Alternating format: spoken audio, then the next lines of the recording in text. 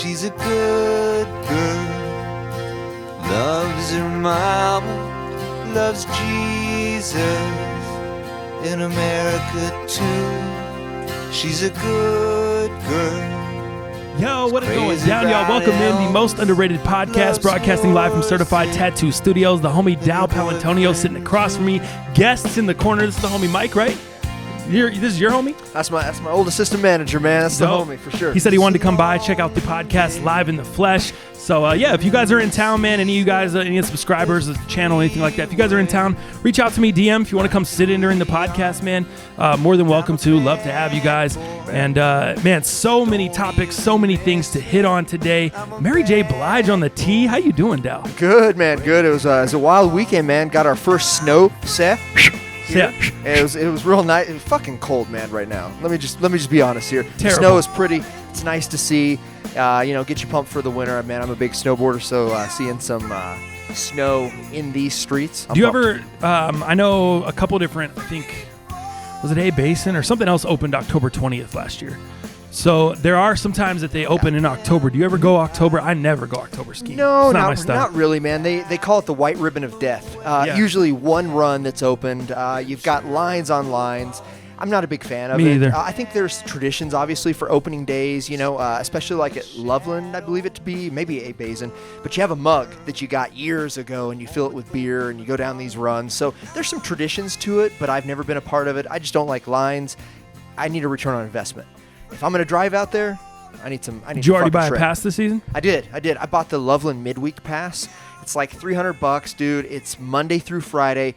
No blackouts, no holiday blackouts. You just cannot go on weekends. See, that's what I need. I never go on weekends anyway. You wouldn't want I-70 to. is such a mess. If you come to Colorado, man, try to avoid, if you come here for vacation or whatever, I know a lot of people's vacation overlaps weekends, but try to avoid the weekend skiing or snowboarding. It's terrible, The man. lines and the traffic. Not only the lines like when you get to the mountain, but getting up there, dude. I-70 is such a mess going up. It's even worse coming home because everyone's generally coming home pretty much the same time. Right. Even if you leave early, you get there early, right when the first chair opens, 8:30, whatever it is, and then you leave around 2 o'clock, 1:30, you're still going to hit traffic on the way home. Even if you don't wait till 3:30 or 4 when the lifts are closing, it's still just brutal, man. The weekends are the worst ever. How was your weekend overall, speaking of weekends?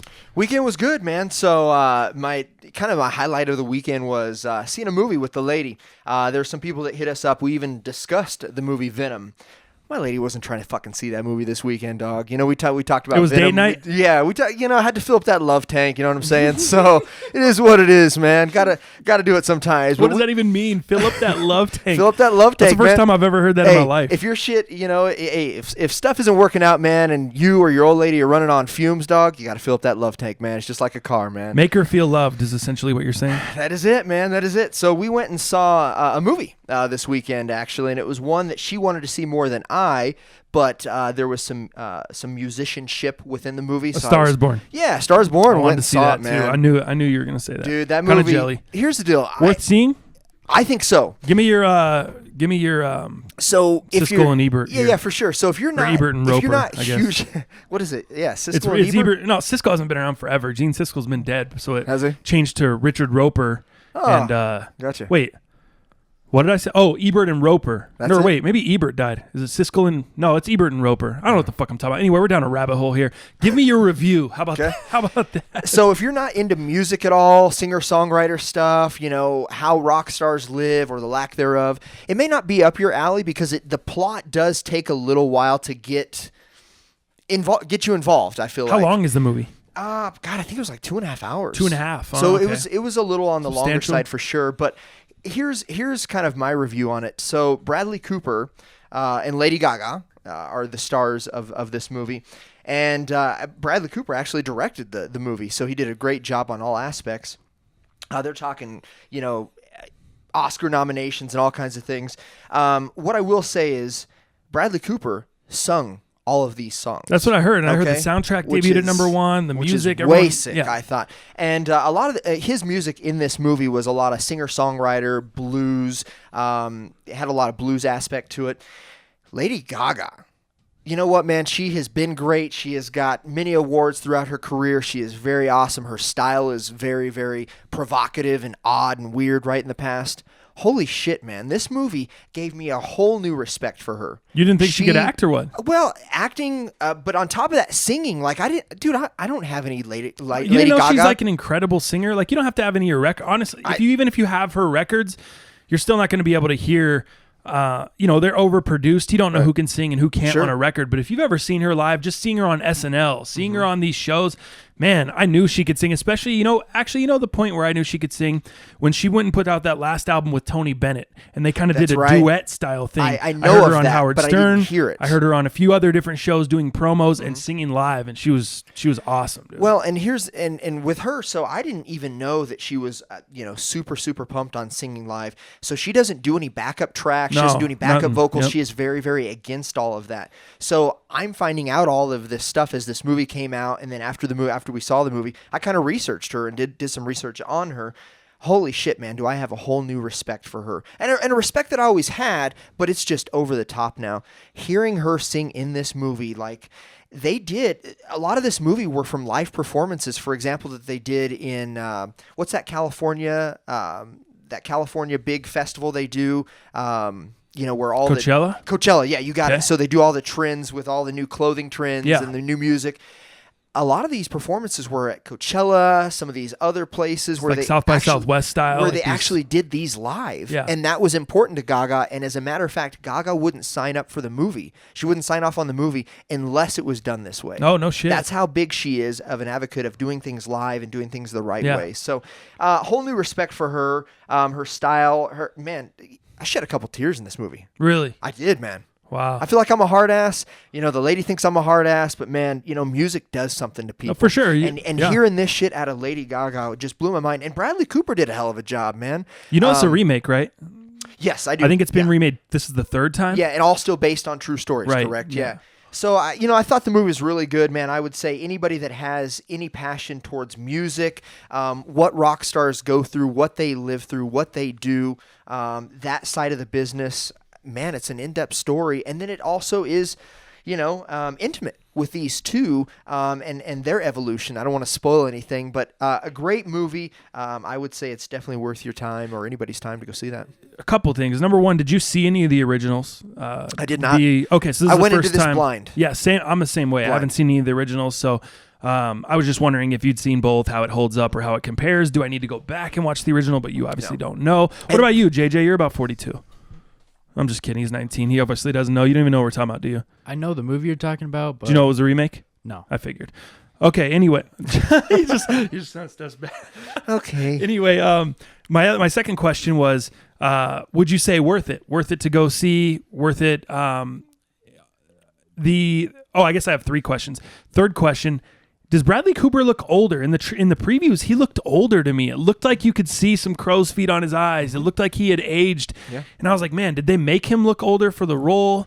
Did you notice that at all? Yeah. Was that something you were noticing in the movie? Because I noticed it just from previews. I mean, he looked like a musician, an like older, on the road, kind of just on the road, a little older, bit, yeah, had the crow's feet, had kind of the leather face, yeah, as they call it. Do a little Mike Shanahan action. I was like, is he overly tan? I think Leatherface looking, or is he? They just did that for effect of the movie. That's I the think character? it's a movie effect for sure. Because Bradley Cooper, hey, not that I like guys, anything like that. He's a good looking guy. Yeah, he is. And this movie definitely, he looked a little aged in it, but man, I thought it was good. His beard, his hair. Hell, I was a little jealous, to be honest with you. I had a little beard and hair envy in this thing, But he looked really good.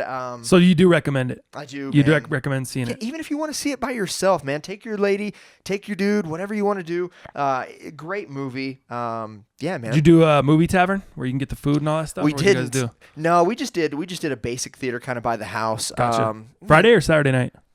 I think it's Friday night. Friday, okay. So were you watching? Busted up chairs, man. Didn't even recline on these joints. Oh, in the Couldn't theater get you no went to? beers in the theater. That's the worst. It's the worst, but the movie was great. I don't even know. Honestly, all the AMCs and all the other theaters around here have really upgraded. Where did you even go to where you couldn't? There was it's called the Parker and 20 Mile Theater. So pretty broken down, pretty basic theater, that sounds man. terrible. I've never even heard of that thing. But hey, no lines. I had to go to movies to that fucking theater forever.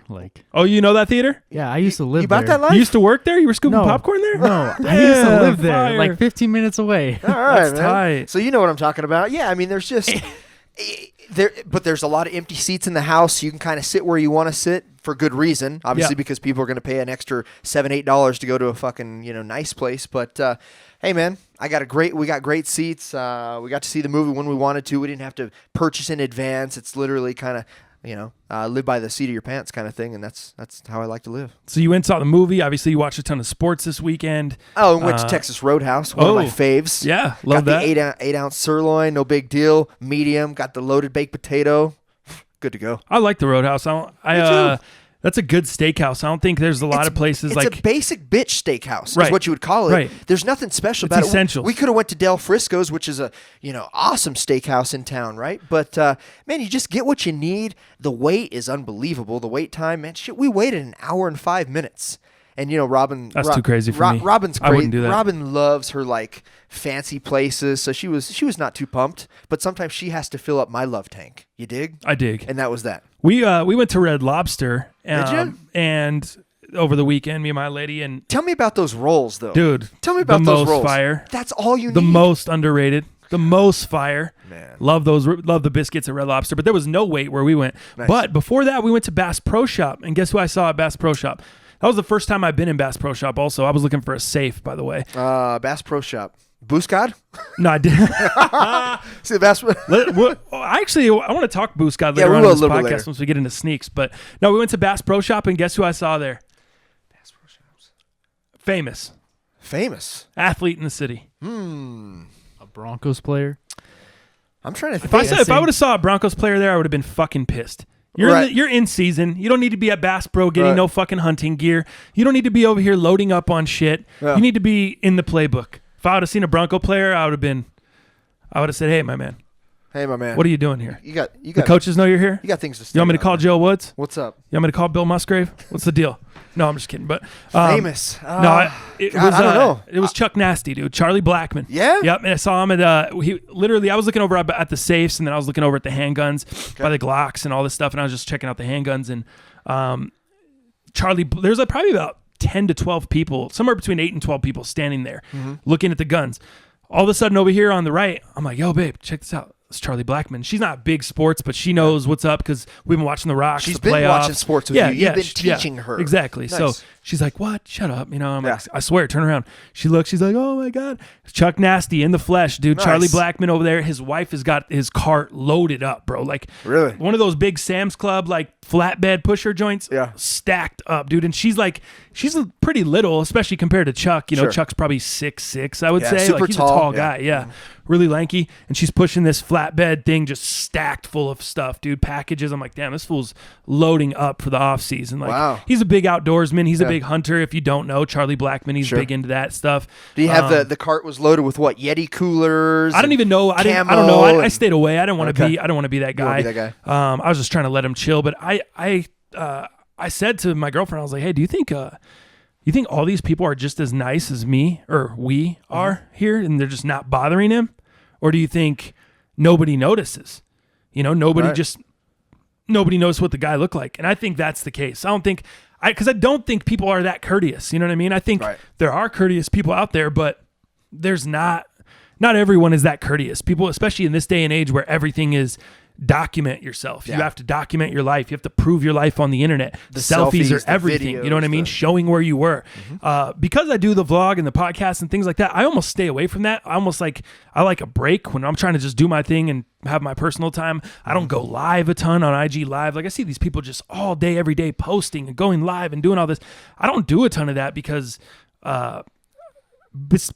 besides doing that for my job here at Certified, doing all the social media stuff, it just becomes, by the time I get out of here, I'm ready to just kick back. Yeah, man. I'm just trying to enjoy myself. Back so seat to all social media. I'd imagine he feels the same way. He's just trying to go get some hunting gear, get his stuff ready for the off season.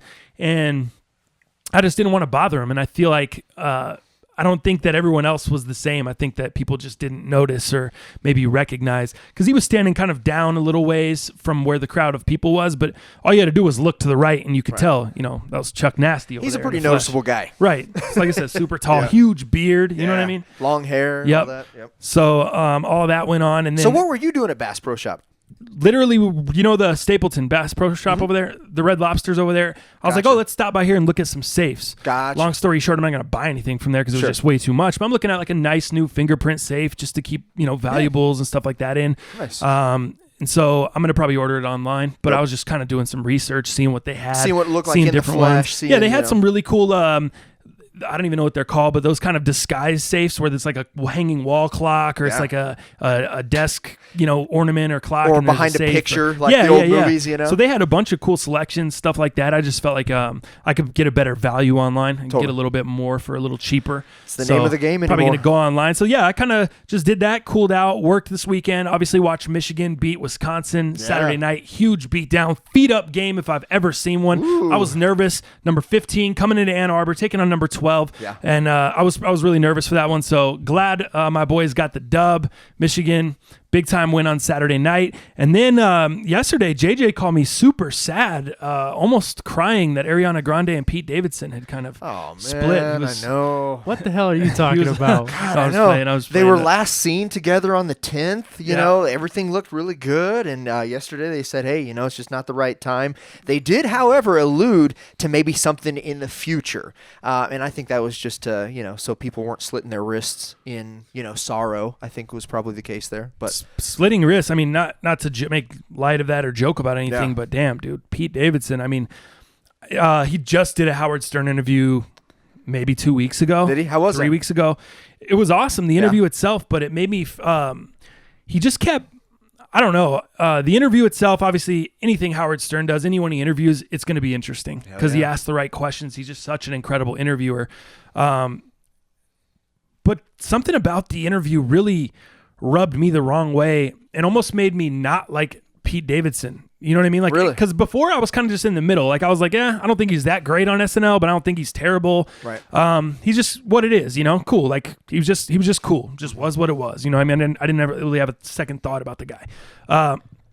After listening to that interview, just the way he shot himself down so much. Yeah. And there's a difference between being humble and being like, hey, there's probably 15 other guys, better at this job than I am. There's probably, like whatever. There's a difference between being humble and then just being like shitting on yourself. Well, I have no idea how the fuck I got here. Like I woke up one day and I was on SNL. Like it just kind of happened. I fell into it. I told him not even to hire me. I came here and that's what he's basically telling Howard Stern. Like, but that's kind of his shtick though. That's how he's always been like that. That's Pete Davidson's shtick. Like if you've ever watched his comedy, like that's what he does. He just rips himself apart. Like, he talks about his family. He's talked about his dad in some of his comedy. That's his shtick. Gotcha. Though. I think you need to kind of know that. Right. And I don't. And that might be interesting to you. But yeah, I mean, I agree. That's part of his deal. That's his MO. Yeah. And I've never seen the guy stand up. But from what I heard in the interview, for me, it turned me off. I'm a confident guy. Yeah. I like confidence. I like someone that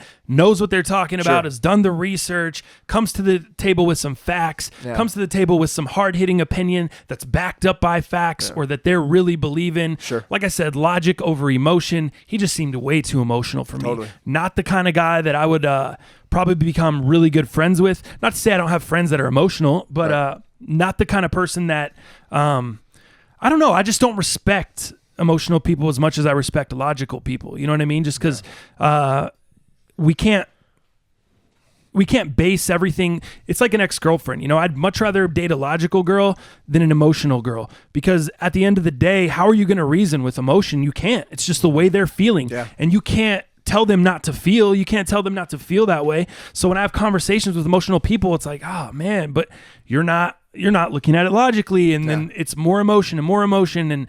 And, so then because of that, the fights or the arguments don't go anywhere because it's like, hey, there's no resolution. It's black and white here that says, hey, you either did or you didn't, or you want or you don't want. Yep. Versus, I think I like this and I don't know, and I'm like, what's your destination? And I'm decisive. Where are you going? Yeah, I'm decisive. I mean, if we're going left, we're going left. You know what I mean? Sure. With them, it's with those emotions. It's kind of like, well, we could go left, but I kind of feel good about like right, but maybe left was the right way. And I'm just like annoyed. You know what I mean? Like I'm in the middle, like fuck, choose left or right already. Like you're never going to choose on a restaurant. Right. It's the fucking worst. So the way he broke it down was like he fell into SNL. He just got super lucky.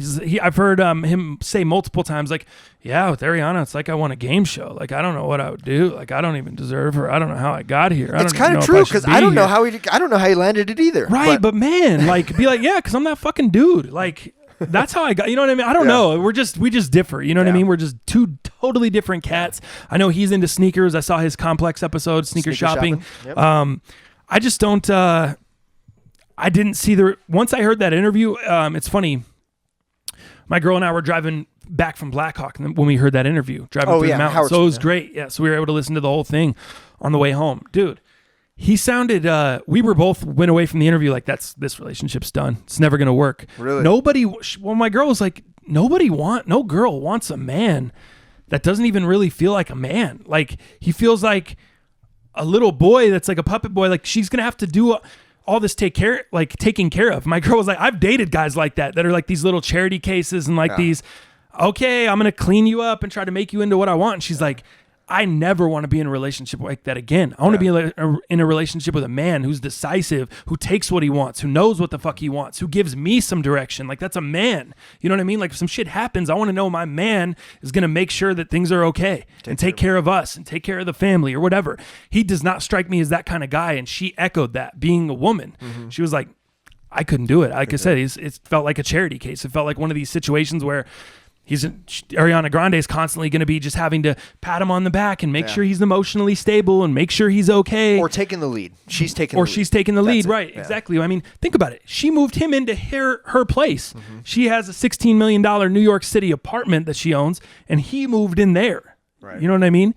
I didn't mean to make this a huge topic on the show today, but it's kind of just gone down that road, man. It's worth addressing. Well, relationships in general. I mean, a lot of the listeners out there, you guys are probably in relationships, good, bad, ugly, happy, unhappy, marriages, unhappy, marriages, happy, all kinds of different situations out there. The world changes so fast now. Social media, we have so much information at our fingertips. We have so many opportunities because of that as well.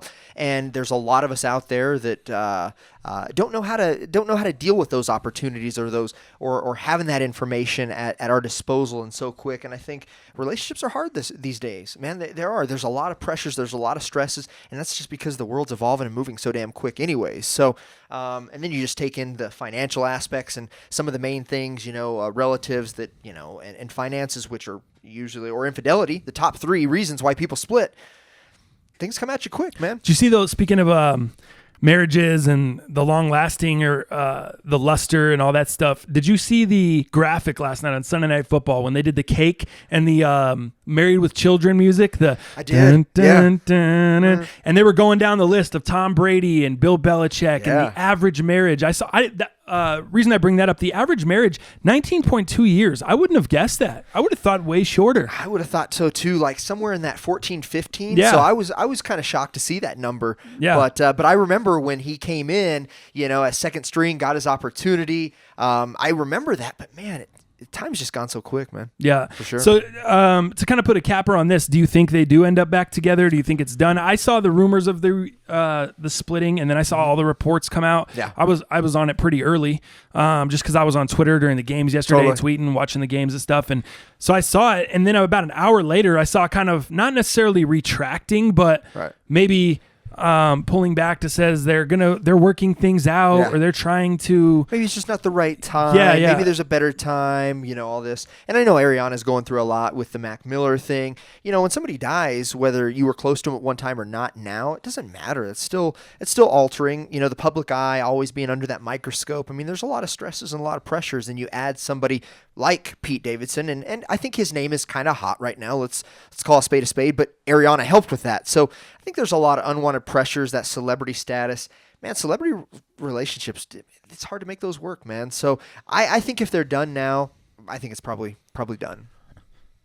Like I said, not to make light of it, but Pete Davidson, people got to be watching out for him. Like I said, after I heard that interview, dude, it's very hard for me to sit here and be like, how is that dude not on suicide watch? Like the way he beat himself up on the show, the way he was like, I found the love of my life. I could never imagine myself being with anyone else. He already proposed to her. They were engaged. I'm the lucky one. I can't believe it happened. Right. I'm so ugly. Like all these different things. That And he was saying that he's battled tons of depression. He's battled tons of issues like that. And so for him to now all of a sudden lose this, and she was the thing that made him happy and made me want to get up and go to work. And he's saying all these things. That's scary, dude. Yeah. Especially with what we just saw with Mac Miller. I don't know if Pete Davidson has a history of any kind of drugs or alcohol or any substance abuse. I would hope not, especially because when you're going through a situation like this, he does, you said? Documented? Yeah, I remember him talking about... Who, Mac Miller? No. Obviously Yeah, Mac. I was going to say. But like Pete Davidson, after like hearing something on SNL or something like that, I could have sworn I heard something about drug abuse or something on the lines. I mean, I know he's into. I know he loves his weed, but anything outside of that, I'm not too familiar with. That's exactly what I knew. He loves the weed, but sure. a lot of people that have depression issues are whether they're taking some kind of pills or some kind of substance to help them cope. Yeah. So. Yeah, man. The point is, look out for people. Look out for people. If you see them, falling by the wayside, something big, something traumatic happens, man, reach out. Give these people a call. Make sure they know they're loved, and be there for them. Let's kind of transition the convo. I know we'll jump into sneakers. We'll jump into obviously NFL, heaters. Mike and I have a big time bet tonight. We'll kind of go over that here in a little bit, but jump into some of those news stories you wanted to hit on. While we're just on kind of these random topics, let's kind of clear up a couple of those things before we jump into the main topics of the show. One of my favorites that kind of came out of this weekend that also had football relevance was Conor McGregor meeting up with the Cowboys, handing out his proper whiskey to the people, and also having the box with Jerry Jones. He was actually brought to the VIP suite where he actually was able to meet Jerry Jones. And it sounds like this is, a little bit on the sneaks, but it's out there, obviously.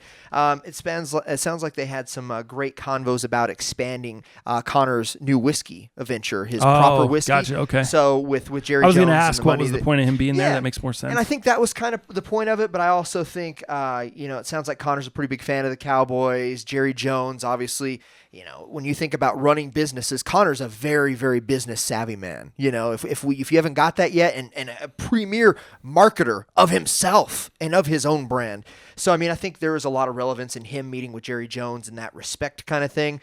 But he also met with some of the Cowboys players. And what I loved about this, because I don't know what was said, you don't know what was echoed, but it sounds like they brought in Conor to kind of give them the pre-game talks and all that stuff. But what was so great about this, and I'll let you kind of talk, was every touchdown celebration, if I am correct, yesterday from the Cowboys' point, did the McGregor they had the strut, the ape McGregor strut or whatever it was. Yeah. So I it sounds pretty cool, man. It really and here, Cowboys looked great yesterday, dude. So I don't know what got in there. Nobody shitting their Cheerios. Finally, McGregor comes, whiskey. We got TD celebrations. Great story. We got to make that they should make it a regular thing. I agree with the way they played. McGregor's the new Cowboys mascot, right? He's got to come in there. I didn't see Cole Beasley do it, which is surprising to me because Cole's one of the smaller dudes there. He looks like a little Irishman. You think he'd be the first one all over it, but he did the powder and then kind of slapped the shoes. Yep. He had 2 tutties, but the first one he slapped the shoes. The second one I didn't see him do the strut either. But I saw Prescott do it. I saw Elliott do it. I saw the defender do it after the pick. I forget his name. Yep. I forget as well, but Sendejo maybe. So yeah, I think. McGregor, they got to get him in there full time, dude. Look how they played. Now, is that the Cowboys being that good and kind of finding their rhythm and finding their stride, or is it the Jags looking that bad? Let's be real. We're a long ways away from week 2 when the Jags beat the Patriots. Yeah. We looked at them. I was buying in. I was drinking the Kool-Aid. I was like, damn, the Jags are for real. That AFC Championship last year, they're coming for that ass. They're back. And then they've just fallen apart the past 4 weeks. Week 2, long distant memory. Yeah. The Jags were top defense in week 1, week 2. Now they've dropped to probably in the 20s? Something like that. I talked about Blake Bortles being having to bounce back the week this week, Yeah. being a guy that you maybe want to stream. If you got Breeze on a bye, you've got a couple cats. I talked about him being I had a to good start him streamer because I option. had Breeze out. Yeah, I started him in our DraftKings league, which really bit me in the dick. Oh no, I didn't actually. I started him a different DraftKings league. In our league, I started Jameis. Remember, I told you was Jameis going to say, in was our the league, guy. if you got bit in the dick, that's great because you Well, still pulled second. Yeah, well, that's first loser. It doesn't matter. Second It's still place, bit in the first dick. loser. If you're not winning, you're losing, If you especially ain't in this first, league. you're I mean, last. yeah. Thank you, Ricky Bobby. Thanks, Ricky. If you ain't first, you're last. Shake him back. Yeah. No, but I think the Blake Bortles having a down day and Jameis Winston having an up day. I was 1-1 because Jameis Winston did go off. I said roster him if you're on a bye. Yeah. I talked about Blake Bortles. He obviously didn't go off. Yeah. Struggled. I think it's a combo. I think it's the Jaguars not being as good as we thought they were, but also the Cowboys getting back to the RPO system, the thing that made Dak Prescott so dangerous his rookie year. Yep. I realize you don't want to get him hurt. You don't want to get him hit, but there's no way to avoid it. They're not the same offense when he's not getting out on the edge, when he's not running the ball, when you take away that scrambling element from him, it really, really minimizes what the Cowboys can do on offense. Elliott's not looking the same, trying to run the ball. Yep. The holes aren't opening up. They're stacking 8 in the box, forcing him to throw. It's just bad. Their offensive line looked great this week. Right. They really did, man. From the Zeke, the freak point to allowing Dak to be Dak. This was the first game all season from the Cowboys that I saw Dak looking comfortable. This is the first game. I feel like. I feel they did a little bit. They did a little bit what, of that. on week 2? Maybe no. I think it was like 2 or 3 weeks ago. Was it? Yeah, it was either week when they played the Giants. 3 or 4. Was it when they played the Giants? That primetime game. The game was a shitter because it was so Cowboys No, it definitely driven? wasn't that game. Definitely wasn't that game. It was a few weeks ago. They looked good, and then I think it was two weeks because last week they came back and looked crappy. Yeah. And then obviously came and killed it this week. But yeah, they got to bring. Long story short, they got to bring Conor McGregor through every game. If they're going to be playing like that, getting the strut going, getting everyone geeked. No, I agree. What other news stories or headlines do you want to hit on? The second one that I kind of felt like was pretty interesting was Elon Musk. You know, the kind of the face of Tesla, right? He actually filed here last week a trademark Tesla Kila. So Tesla he's trying to patent his own or trademark his own tequila with backing from Tesla, but they're calling it Tesla Kila, and that was a trademark that he applied for on Monday, which could be on the way here money. soon. Who needs money? Yeah, that dude don't need no money. Why does Elon need He also money? has He's the been Boring Company. losing- That fool was selling flamethrowers to the general public. Did you see those Yeah. from his Dude, Boring this Company? man has been losing money since 2003 with Has this he? company. Yeah, it started in 2003, and it hasn't made a profit until possibly last year or something No like way, that. dude. Elon Musk is worth like billions, bro. Yes, I know that much, but What are you talking just about? because Losing he's- money and needs money. He also has 2 other companies that are doing so much better. Yeah, but when a guy talks about doing this stuff, helping Flint with their water crisis over there, you saw he just donated a ton of money and helped put something in order to fix the Flint water system and schools and stuff over there. I don't know if you guys have heard about that. This is a billionaire. When you have billions, how are you needing money? What do you mean by that? Well, and here's what I've seen. So Are you saying that kind of tongue-in-cheek, or are you serious? You think he needs money? So no, the company, Tesla like is what you're Tesla, talking the about? company. Yes, so needs money. they have filed for bankruptcies in the past, but Yeah. dude, there's like 50 fucking bankruptcies that you can file for. You got Chapter Right. 11, you got Chapter 7. I think we should. He was on probably- Joe Rogan. He talked about, when he was on the Joe Rogan podcast, he talked about losing money with Tesla and then barely surviving the crash in 2008. You know how GM had to be bailed out, had to get the whole bailout from the United States government to help them stay afloat so they didn't go belly up. Tesla was right there. They were similar. They didn't get that bailout, but they were on the edge of not making it, he said. And they did make it. They pulled through. They made it.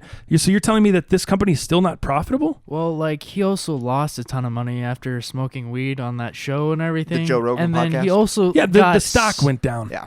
Yeah, and then also when he said he was going to go private with the Arabian money or whatever, or something on the lines of that, he also got sued again by like I don't know if it's the IRS or something like that for not like making up for like lost track of cash essentially. But here's what I would say. JJ, you are right in certain ways. So I definitely give you credibility there. But Elon Musk has made some decisions that have not looked and been the best for Tesla. I would agree with that. Like, for example, Elon was found passed out against a Tesla Model 3 surrounded by these Tesla Kia bottles that are looking to come out to the public, right? So yes, and smoking weed on the Joe Rogan podcast, I think his name and some of lost credibility with Tesla. I would agree with that. But Tesla's still great. They're still I know. I look profit. up to the man and everything. Like, I think he's doing great things. It's just like the things he's trying to pull off are just. I don't think we're ready for that shit yet because. And that's why he's going to pull them off. And that's why you're not pulling them off because you're a doubter. You sit here in the chair. You say, oh, there's no way we can do it. I don't think. Well, that doesn't look good. That probably doesn't look like a good idea. And then this man goes and fucking builds an underground tunnel and changes the face of transportation forever out in L.A. You know what I mean? Like, you're the guy that's holding everyone back with, well, I don't know because you don't know what to expect. So you have scared money. We don't know how this fool is worth $23 billion. You know what I mean? We don't know what the people are going to think. We don't know what the reaction's going to be. Elon just goes and does it. Right. Exactly. So for the guy, he's a I don't make trash, I burn it kind of guy. Yeah. Which I think is fire. Yeah. What you know about that, Mike? He gives you a nice head nod. I got the California Compton nod. That's all I needed, man. That's it right there. Yeah. So I think I have nothing but respect for Elon Musk. I trust whatever that guy wants to do. Yeah. Based off of what he's done and his track record and what he's built. You'll never hear me questioning the guy. If he wants to pass out next to a Tesla and have too many drinks, do it. If he wants to smoke some weed, do it. If he wants to do some drugs, do it. I don't care. You know what I mean? Like, it doesn't matter to me. Steve Jobs did drugs. Who cares? You know what I mean? Like, who cares? His decisions outside of the business doesn't mean he's running the business poorly. He's an innovator. He grasps concepts. He creates concepts. He's a visionary, and he's a billionaire. I like what he does. I like what he stands for. Sure, we all make some mistakes, and whether it's marketing, whether it's getting drunk every once in a while, smoking a blunt on the Joe Rogan podcast, that doesn't take away from the things he has created and the visionary that he is today. Is what I would say. For sure. One more story. Go ahead. But then we can move on to sneaks because hey, we got a couple pairs of sneaks here, man. I'd like to on the sneaks. On the sneaks. I don't want to. We don't have a political show here. You would agree, right? Yeah, that's not what we want to do. We don't want to talk politics because everybody's right and everybody's fucking wrong. It's just you'll never change someone's mind. It's just the way it is, and it's pointless. It's almost like the conversation we were talking about earlier, right? With the feelings, you just get all up in your feelings. Mm-hmm. Logic's thrown out the fucking window, and you just can't do it. But I do want to briefly touch on this Trump Kanye meeting of last week. We were actually doing the podcast that same day, I believe, that they met, but. Instead of getting into the political, what it was all about, he said, she said stuff, what I'd like to do is bring out some of the ideas that Kanye West raised with Donald Trump. How does that sound? That's good, yeah. Go ahead. All right, so some of these are pretty crazy. Some of them are pretty weird. Some of them just don't make sense to me. But I'll throw out a couple, and we can hash those out, and then we can kind of move on. But so one of his big ones was bring Trump factories and Yeezy ideation centers to Chicago, right? More on the local front. This is something that Kanye's said in his social media. This is something that he's been talking about with Yeezy, Adidas as the brand, trying to bring these locals versus having them outsourced and, this whole China relationship that they're doing. Make the dopest, no, the flyest cars. This was a convo. Statement from Kanye directly to Trump. Kind of weird, right? Say it again. I'm kind of confused. One of his concepts was make the dopest, ... No, the flyest, in quotation, cars. Okay. What does that even mean, right? Right. That's why I'm confused. Another concept of Kanye's was school is boring. Kids should play basketball while they're doing math. Okay. Fine, right? He also says, stop worrying about the future. We only have today. Okay, good concept. Pretty cliche. Time doesn't exist was a concept that they talked through. Trump and Colin Kaepernick wearing Make America Great hats at the Super Bowl. That's never going to happen. Right. The solution to police brutality is love. And then he also spoke on something about an I-plane, which I assume the I in regards to Apple, that kind of thing. Any of those trigger you, catch you? Anything you want to address with that? I mean, I don't... And was this visit worth it?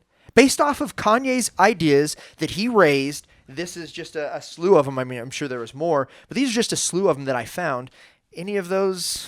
I get it. I speculate here and there. I don't like to get a ton in speculation on any topic, but especially politics. I mean, It's so hard for me to speculate where he was going, what actually took place in the convos based off of headlines. I mean, these are headlines to trigger you, to trigger people before they even know how the convo went. So it's very hard for me to get in here and speak logically on what was actually said within the convo or the context of the conversation. You know, it's hard for me to form an opinion on that other than, it kind of just flies over my radar. I'm like, yeah, whatever. You know, I see it and I'm kind of it's just a blip on the radar. Like I don't put stock behind it. I don't put merit behind it. I don't hold these headlines with any kind of value or merit. Do you? I mean, what are you? No, not a lot. Here's my whole problem with the visit and what happened or what didn't happen was he's dividing more people and more people of color that maybe feel that Trump or the administration isn't doing enough for people of color. I think these it's type definitely of dividing people. these type of meetings. I mean, there was even a bunch of celebrities and musicians that came out after this visit. I don't know if you saw what T.I. said. Some other musicians came out. Snoop. Yeah, man, just talking. Unhappy, dude. Like, what is fucking Kanye doing, man? So my whole I thing applaud is, those people for using their voice to stand up for what they believe in too. Right. You know what I mean? Kanye's standing up for what he believes in or what he perceives as right, and they're doing the same on the other side. Obviously, he holds a lot of weight. He is Kanye West, but I feel like he's kind of the shine is off the rose a little bit with Ye. You know what I mean? People are definitely starting to trend down when it comes to Kanye West, not only because of the political stuff, but let's be real. I mentioned this a few podcasts ago. The music we're getting is not great. Did you see the live stream from doing from Africa and doing the Uganda live stream? It's not good. That's bad. You know, and I'm not one of these people. I get there's people on the internet like, oh, couldn't get a better camera. Like you couldn't, obviously it's filmed terribly. It's grainy. It's awful. But that's what happens when you have 20-year-old internet. You know what I mean? They're still on dial-up internet out there. I'm saying that being facetious, but in all honesty, it's not the same as our internet. That's why you're getting that picture. It's not someone needs a new camera or they're using a flip phone. And maybe you guys are joking, but in all honesty, anything you stream from over there is going to look shitty. But the shitty streaming besides the point, the music was not. I don't know what was happening there. I don't know. Was he trying to do, was it a sound check or a practice for a live performance? I hope not. I would, if I paid money to see that show, I would be, man. I'm pretty upset. And honestly, I don't know that I would want to go see a Kanye show right now. If he went out on tour, would you rush out to buy tickets? Absolutely not. Because I feel like you'd get him taking over what you came for, to see a concert, see great music. I feel like he'd do an hour of rants and bullshit. And we've seen that happen on other shows. Him ranting about Jay-Z, ranting about different things on there. And it's like, damn, dude, I didn't pay money for this. You know what I mean? Mm-hmm. I didn't pay. I mean, people are probably thinking that with the vlog, like, oh, damn, I subscribed to Thomas's franchise channel for the vlogs, not for the podcast. But the good news is you're not paying for it. Right. It's your choice. You can watch it or you can not watch it. You know what I mean? You have a choice to watch whatever you want. If I paid money to go to a Kanye show and I'm standing there in the crowd expecting to see the show, and then I get an hour of political ranting, I'm going to be fucking pissed. Yeah. Especially at those prices. Or he rants and then he leaves the stage like he's done in the past. He gets even himself more so worked up. He starts saying some shit. Maybe people start booing. Yeah. He gets himself all worked up and all in a tangent, and then he just leaves the stage all pissed off. You know what I mean? Like, who's to say that couldn't happen? That seems... I would put... That's a 50-50. Yeah. I mean, I would say that's 50-50 to happen. When you have to put the percentage of 50% that he might... get in a rant, piss himself off, and walk off stage, you might not see the rest of the show. It's not a ticket I'm buying, or a show I'm buying a ticket to. Yeah, I'm just really shocked at how he's trying to pursue love and trying to. He's obviously doing the opposite of what he's protesting to do, and he's so in his head that he's thinking that he's doing the right things. Is my concept, but. Now you've got people saying, hey, Diddy on his Instagram says, somebody tell this guy to give me a call, and I won't say the context there, but, you know what he meant. And, he's got Chelsea Handler coming out saying, man, this guy is just in his head. Are there any celebrity supporters? Have you seen anyone coming out and being like, yeah, he's on that shit, man. Talk that shit. Pumping their fist for the guy? Aside from his wife supporting him? Yeah. No. Doesn't that tell you something right there? Doesn't that have to speak to him a little bit right there? Or does he just feel like, I'm going to change him, man. I'm going to turn him around. If I just keep going and I keep, doing all this shit, I'm going to turn him around. Does he really believe that? He's an egomaniac. I can't say it any other way. Did you see the video where he's talking about, he's the best. Yeah, he's got some Pac in him. He's got, this, that, and the other. And I just can't deal. Do you need this guy to take a break? Is it, do you think anyone feels like he's the greatest recording artist of all time right now, just like he was saying? It would be not easier. The greatest, it would be an easier I think conversation. My generation probably does. They feel like he's the greatest recording artist of all time. Maybe. Yeah, because you guys are fucking retarded. 19 years old. I'm just not seeing the world, ass like, motherfuckers. Not knowing shit about what's going on. That's terrible. Well, I could see it though. You're right, and that just pissed me off to say that. But I think you're fucking right. Yeah. And that annoys me to no end because you got motherfuckers that just don't. They put everything else to the side. Just because I didn't grow up with Michael Jackson, fuck it, he's not that tight. I didn't grow up with Prince. I didn't grow up with the Eagles. I didn't grow up with Tom Petty. All these fucking legends, Elvis, whoever. I didn't grow up with them. He's not that tight. He's the fucking greatest because that's the time you grow up in. Right. Go back and do some fucking research. You know what I mean? Like, not to get on this old head soapbox shit, but. If you think Kanye West is the greatest of all time, as far as a recording artist goes, I mean, we don't even have the time to dissect that combo, to have that combo, to go down the list. Yeah, it's arguable to put him maybe in some sort of top 10 if you want to spin the dice and or roll the dice and just try to spin these different things that he's done in the past as an artist and then as a designer. You throw all these different things. You could probably put him in a top 10 list, but the greatest of all time, get out of here. Right. No way. Well, there's just been...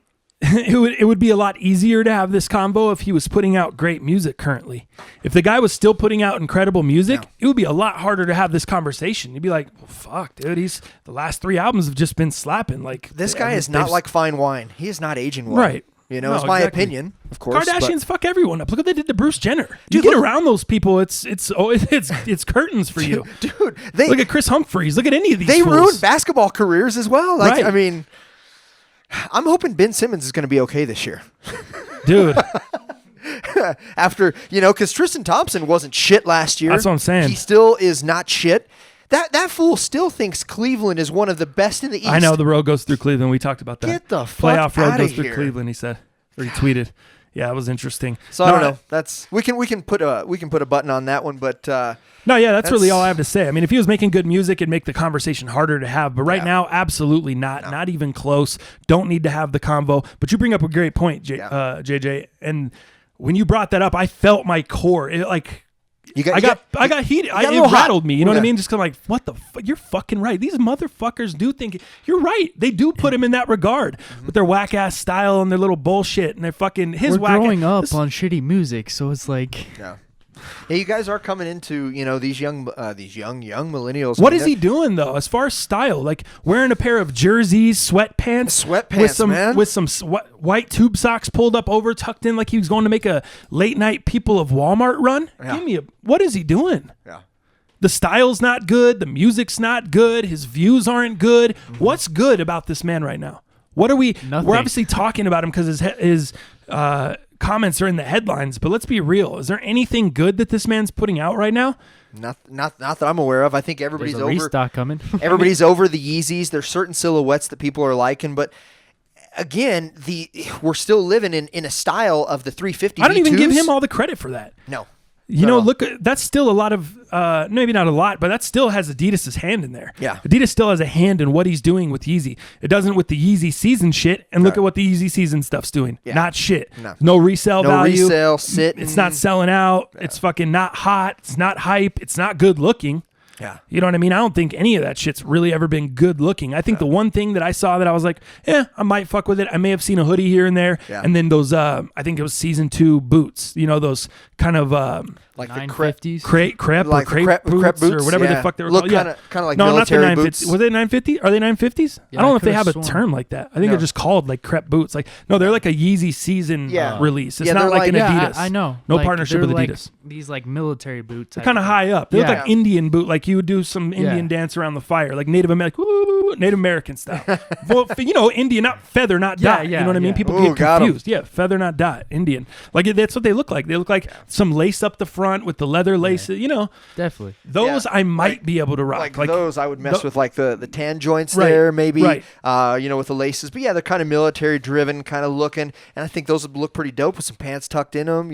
But the rest of the stuff, yeah, I'm not. Especially the Yeezy Two season thumbs down. stuff is what we're talking. 2 Yeah. thumbs down, my man. If you're watching YouTube, I'm doing 2 thumbs down right now. 2 thumbs down.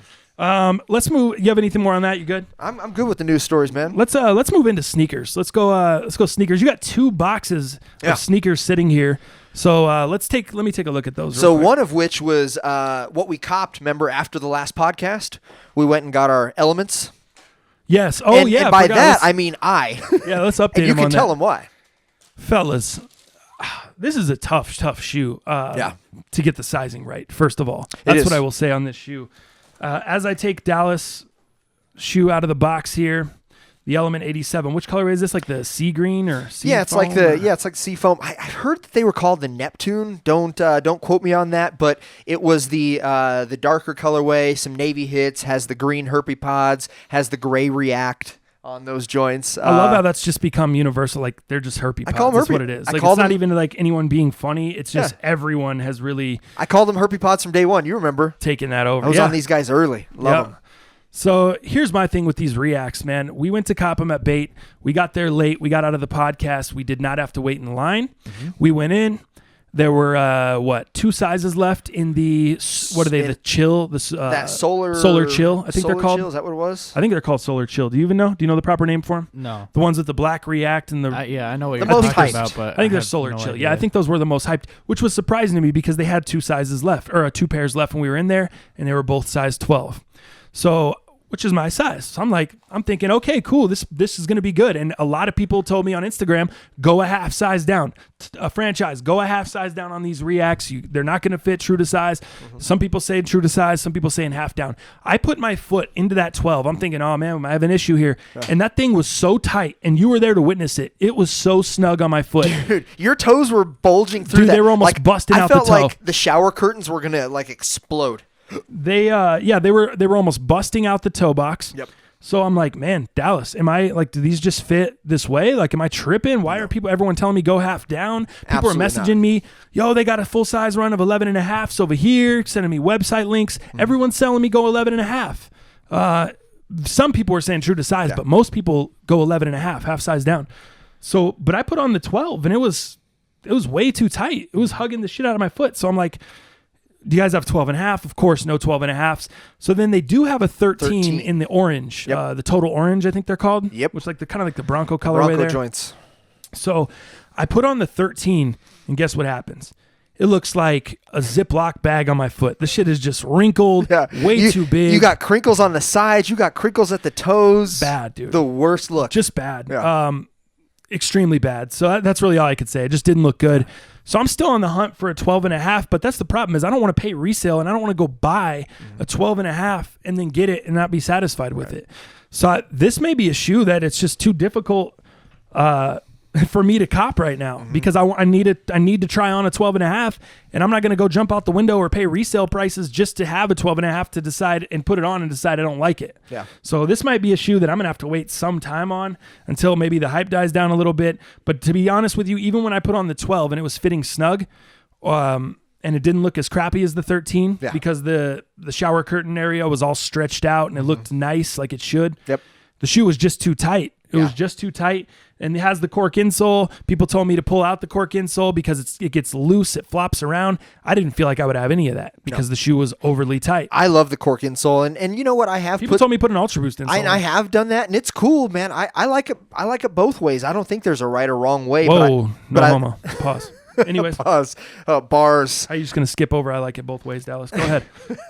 Go ahead. My thinking on it, I do like the cork concept because the cork does wear better with your foot and molds to your foot better. That is not arguable. That does happen with cork insoles. So I value that. But yeah, I put the Ultra Boost insole in there and it fucking feels awesome as well. Give me your thoughts. We've talked about this, but just for the listeners, you went with a 10.5 and they're too big. So They're you a decided little to go too with big a in 10. the toe. I don't have any wrinkled shower curtains on the side like you did on the 13. Yeah. So it fits well enough to not have that. But I think no matter what you do, as long as your toes aren't like wanting to explode that shower curtain, you're going to have some wrinkles at the top of the toe box. That's just no matter what size. Because I have 3 size 10s and 1 size 10.5. I wear them all. They all fit well. The 10.5s, I have a little bit room in the toe box, but I just have to lace those up. The 10s, I can wear unlaced, hype beast lace them. So I'm versatile with that. So I can do either or and it not look like shit.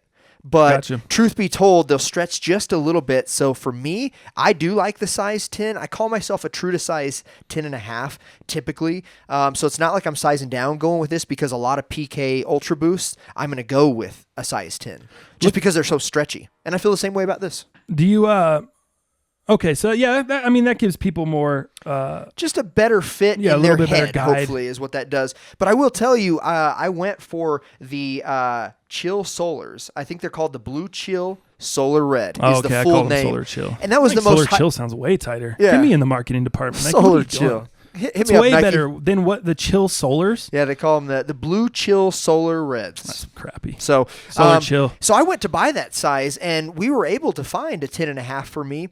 And I was going to buy them. We went to another shop. Yeah. That's right. I totally forgot we went to hit the Division homies West. up at Yeah. Division West, Yep. which actually just got just upgraded with their Jordan and Nike contract. But they looked out for your boy with the size 10.5. And I'll tell you, I put it on, and I had a real nice pair of jeans on, right? Super tapered that look super swag with these. You came with your 1999 Levi jeans, and they didn't look so good with it, right? The Levi's jeans are tapered, actually.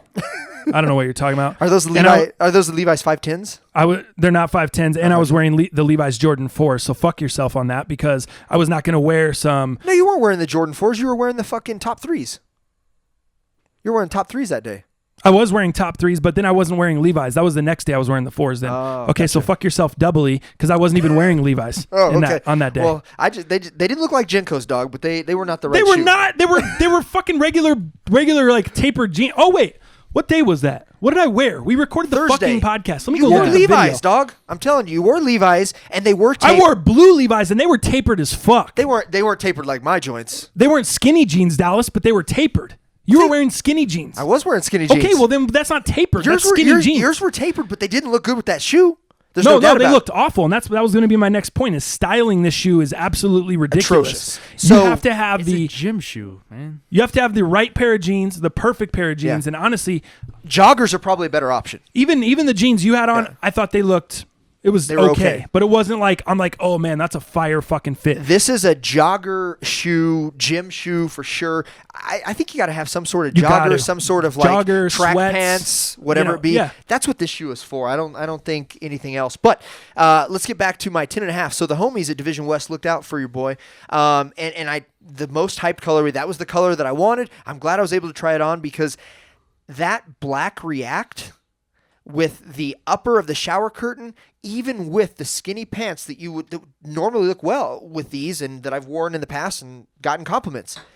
Man, there was something that was an eyesore to me, and I said, fuck that. I cannot do this shoe. So that Blue Chill Solar Red, I just didn't think looked good. I think Solar that Chill. made it even harder to style just based off that colorway. So this Neptune, this green, navy, whatever, with the gray React, this was the most fire colorway in my opinion. Hell, I thought the Broncos colorway looked pretty good. I was just gonna say that we both agreed. We were like, wow, looked this Bronco good. colorway is actually way more fire Yeah. on feet than it was just in I hand or agree. pictures or the anything. color looked good on feet, that's Right. for sure. But the Blue Chill Solar Red, just in my opinion, did not look good on feet. These are tough to style, guys. They are. Bottom line, they're tough to make look good with jeans. You have to have the absolute perfect pair of jeans with the perfect color shoe. I mean, having the right jeans is not enough to make the shoe, in my opinion. Like, it just looks cool. Like, it's just like if I saw a motherfucker walking by in those, I would be like, it's just cool. I wouldn't be like, oh, bro, that's super sick. That fit is on point. Just like I told you, like, it just looked cool, but it wasn't like, I was like, oh man, Dallas, you're fucking killing it today. You know what I mean? Yeah. Like, totally. it just wasn't. I never got that feeling in this shoe. It's funny because I wore my OG, the black anthracite colorway of the Element 87s, and I actually got more compliments and more was said about those. And that was like the not hyped color, even though it was an OG with the sail, because the sailaway was all that was talked about at that time. But I got more compliments and more discussions were being had at both of those shops about that colorway that is old that I was wearing than these three. Interesting. So, as I look around the room here, Mike's got some Kobe's on. JJ's wearing the traditional beat to death tricolor NMDs as always. I have the Yeezy Beluga 2.0s on, and you were rocking the Kith. Let me see those. Pull one of those off feet real quick. Is this your first time wearing these? Yeah, on dead stock these this morning. I remember, man. I was looking to cop this pair, and then for whatever reason, I just not that I slept, but I didn't get them at retail, so I kind of just let them float by. And resale on these is actually not bad. No, especially for a Kith collab, and especially for how the first Kith collab goes, the Aspens. That's a tricolor. Sorry, I'm looking at JJ's tricolor fucking shoes. So this is a tri-collab. So this is Kith, non-native, and Adidas, That's right. Yep. Right? Yep. So non-native is I believe the Japanese company that does the patchwork. Obviously, that's the concept behind there. But this is a tri-collab and not even much on resale. We still got the Ronnie Feig up on the pull tab there, the RF. I mean, these are super dope. Everything's 3M. All 3M, for the most part. Yep. I remember that. Black what is Boost. resale on these now? Do you know what these are going for these days? Like 250, 270? I think probably somewhere in that range. What were just they, under 3. What was retail? 220? I think retail was 220. Where did you get it? Was them? almost 250. Did you pay retail? I paid retail. I got them directly through Kith because they launched in the evening. They dropped at like 9 or 9:30 p.m. if I remember correct on Kith. So it was kind of a sneak drop. So that's why I was able to get it. I got in there real quick. PayPal. 300 in my size, 230 in a 10, 235 in a 10.5. So quite a bit of difference there. I mean, almost a $70 might have to double up swing. Yeah, especially for you. I mean, retail was, oh my gosh. You want to know what retail was on here? Unless StockX has it wrong. I think it was 250. 240. Was it? Yeah. That sounds about right. I believe 240. So those are under retail in your size. The Kith non-native Ultra Boost mid, the black joints Dallas is wearing. So speaking of which, some new ones, so mids. we just talked about a mid. So I've got the latest and greatest mid here from Adidas. Let me see that thing. And this is called the confetti. It's confetti not explosion. Actually. It's Chinese confetti explosion with New Year. It is the worst name of all time. It's called the Ultra Boost Mid Multicolor Black. Oh, paint smock. Paint smock. The Ultra Boost Mid paint smock. You know what? The fam crew actually hit me up and they said, "Oh man, are those the new fucking under the desk gum bottom 3s?" Oh, that's fire! I thought that was a good name. Under the desk gum. That's what this looks like. Bottom if you see 3s. the bottom of these, or you're watching on YouTube, man, these definitely the bottom of them. I could see that. It looks like a underneath of a third grade class desk. Totally. Yeah, the fam's on point with that one. They get the, or they if you've been to Seattle, they have that wall of gum. You ever heard about that? Yeah, it's just like that too. Or remember the old Elitches with the log ride or the Disaster Canyon? People just used to stick gum all over that thing in Elitches. The worst. So disgusting. Yeah. Here's what I like about these mids. So if you look at them, franchise, it's a more woolly upper. Do you feel that? Like, totally, yeah. It almost looks like where you can, if you look at it closely, you can see the wool fibers within it. So it's kind of almost hairy a little bit. So it's definitely, and it's got the ATR stripping around it. So it is definitely made for a winter shoe. I don't believe there's any repellent or anything like that because it's wool, but you do have that ATR stripping. You've got the bottom that looks like funfetti, looks like confetti, looks like whatever fetty wop. Whatever you want to do there. Watch out. But it's all black, and then you have the orange pool tab. You got the orange tongue tab. You've got the multicolor laces, which I think are great. So very subtle, super but just soft. enough. You're right. That upper is it's called really, the woolly mammoth. Yeah, the woolly mammoth fetties. Super. The new name, the Woolly Mammoth Fetties. The Woolly Mammoth Fetties, I think. Ultra Boost logo and gold on the heel cup. I like that. Yeah, the gold style nice heel touch. cup. Yeah. Yeah. Pretty basic. I mean, it's just a basic Ultra Boost mid. They're definitely going to sit. They're definitely going to probably go under retail. Mm-hmm. Retail's weird on those because I was plugged up on these, which is cool and not. When did they drop? That's what I'm seeing. I'm seeing all kinds of things, but they were supposed to drop on October 4th. Oh, shit. But I have not seen that. Here's what I will tell the audience, or the listeners. If you're looking for this shoe, Finish Lines across the country are starting to put these out now. So nobody else has them. Adidas Online doesn't have them. Foot Locker isn't doing them. So I don't know if it's a Finish Line exclusive, but on my according to my Twitter timeline, there are Finish Lines that are putting them out. I was plugged up, so I got them under retail, which is cool. Got them on the homies discount, so I feel good about it. I paid $150 out the door, and I think it's a great shoe. There's also a gray pair, right? Huh? There's a gray pair. You didn't with cop those? Some white hits. Nah, man, nah. I thought you were the mid god. I am the mid god. What happened? This is my 6th pair of mids. Yeah, well, what's the deal then? Why don't you have the grays? Come on, man. You got the slacking. Graspins. I do have the Graspins. Well, then I why got don't the you have Kiss. these? I got the Aspen kits. I got the Graspins. I got the Run Through Times. I got 2 pairs of the Soul Box joints. Yeah. I don't know, man. I don't need everything, man. You got to be picky in these days. Interesting. Very interesting. So, but I like them, man. I think it's a great shoe. I think the wool is really, really nice on these. So if you're looking for a nice winter warm shoe, and mids, there's something about mids to me, man. They fit so. They just like want to coddle your foot, man, in such a great way. I just love the way they it's fit. like a sock, Yeah, so man. it should, man. But it has more structure than the sock of an NMD. I just love the mids, man. If you don't have a pair of mids, get yourself a fucking pair of mids. I think they're great. Wow. That's good. That's a ringing endorsement. If you don't have mids, get yourself a fucking pair of mids. If that doesn't sell you, if that ain't sales at its finest, I don't know what is. Speaking of mids, the humidity dunks. Humidity dunks. We got to update you on the price. Humidity dunks. Humidity dunks are sitting at $212 right now. They've actually gone back up. I saw them yesterday. I saw a pair for $185 though. $185 and someone copped them quick. I told you I'm waiting for $150. And I also will update you on one other thing. Is that $150 plus ship or $150 plus ship? Okay. Plus. That might be realistic in a while. In a while? In a while. What do you mean? You think they're gonna? They're holding their value strong at that $200. We'll see. We'll see how I feel in another month. I bet you can get a used pair for that. See how I feel in another. I'm not doing used on those. You're too patient for me, man. I like it. Anyways. What I will say, remember I told you last podcast they had a pair that went up with a special box. Yes. $350 is the current asking price. The trumpet box? Dropped him. He was at $362. My man dropped him $12. I said, fuck your $12. Here's why. I looked up a couple different reviews on that special box. Like on YouTube or whatever? Yeah, when I initially saw that pair, I think it was Sneaker News or maybe Soul Collector. Somebody unboxed a pair that had like a super limited edition trumpet case. Okay. It was like a real deal trumpet case. It opened up. It had the purple velvet on the inside. Oof. It was super sick. It must have been a friends and family only package because I haven't seen it again. And I went and looked up people that had this special box. It's not that same box. So I would have been super pissed if I didn't think about it. All it is a shoe box. And then it has the graphics of latches on the outside of the shoebox. Oh, not even actual latches. Not even real latches. The graphics. Right. And then you open it up and it's just standard shoebox inside. Maybe some special paper. The paper might have music notes. I don't remember exactly. But other than that. No velvet? No velvet. No, none of that, dude. So I'm like, how could I justify paying that extra? When I saw that, I went on there. I took my bid down because I had a bid up on the special box joints. Did Thank you? God no one accepted it. Yeah. I would have taken the L. What was heavy. your bid? $300? $295, yeah. Nice. Yep. So $295. He had him listed at $362. He dropped him to $350.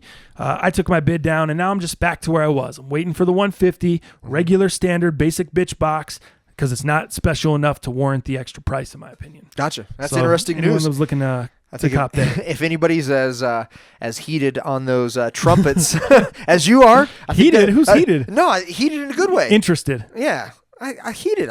I guess you Hey, can use you it were in the multiple same ways. way with the EQT, so like. Oh yeah, the blister joints. Yeah, fuck those. Let's move on. The crackers. What's before we jump into YouTube comments and kind of get into that, because there was a couple people that updated us on their findings with their pairs. So I want to hit on that, read some YouTube comments from you guys. But I wanted to hit on Ted, man. I know you follow Ted's vlogs pretty heavy. And while we're into sneakers, there's been a lot of stuff going around the internet. People, Burgo's burning the Boostgod shirt. Burgo's burning the Boostgod shirt. That was really, really While funny still to me. holding the actual metal hanger. Yeah. Not burning his own hand. Yeah, I don't understand how that. Yeah, I don't understand how that heat Burgos. transfer didn't work.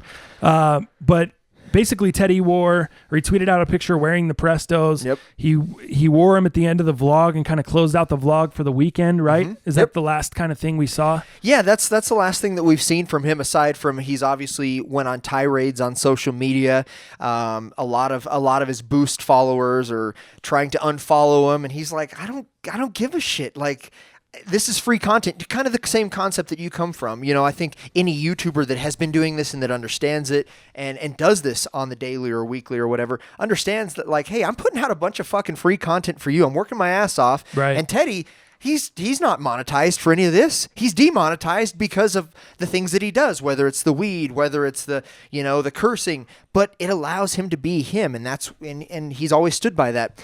But he has a lot of his loyal followers still, having his back, but then some of the AKA quote loyal followers of the past have also just been in an outrage, right, of talking shit to him and saying, man, I thought you were always talking shit on Nike, and I thought you'd never go back, and this is crazy, and Burgos is burning shirts and burning, Boostgod shirts, right, and selling these things under retail to Clear this up for me. Is he back to Nike? What do you mean? He is or not. Was it trolling, or was it trolling? Was it Kanye style? What is he doing? In my opinion, based off of what I see, this is trolling at the utmost. Okay, he is trolling. He is making these guys feel like shit. You know what? Maybe he does have a side agenda, and maybe that says, dude, I'm trying to see who is loyal and who's not. Because this is definitely a way to weed it out, right? He's getting hit up all the time.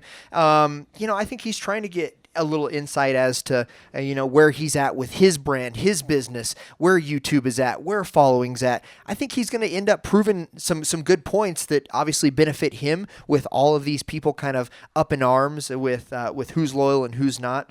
But I definitely find it interesting. You have a lot of people saying, well, now finally you're doing it. You knew Boost was dead fucking months ago and this and that. So I think this is one of the biggest troll escapades that I've seen. I think it's great. I think it just says that Teddy can do whatever he wants to do, and he's going to create buzz. Right, wrong, or indifferent, he's trolling, he's creating a buzz, he's getting views, but he's also filtering out loyalty. Good for him. I don't know what agendas he has, and I haven't talked to him directly. Shit, you're the one that's got his phone number, man. You should call him, see if he's okay. We need to get that guy on the podcast, man. If you guys, let me know in the comments below if you'd like to see Ted on here. I would love to talk to him about the Adidas lawsuit. If you didn't know he's been sued by Adidas, I would love to talk to him about that. I know he's talked about multiple times throwing out figures on what he spent on lawyers and everything else. So I would love to hear the entire saga of the Boostgod and Boost being dead and the whole wave, man. I would like to break that down and have a good conversation. So if that's something you guys want to do or you guys want to see, let me know, man. And I'll effort that, and I'll try to get him in here and do that. I know you're going to be gone Thursday, so I was thinking about it, and JJ mentioned it would be cool to have him come in here and maybe fill in on Thursday for you so we don't miss an episode.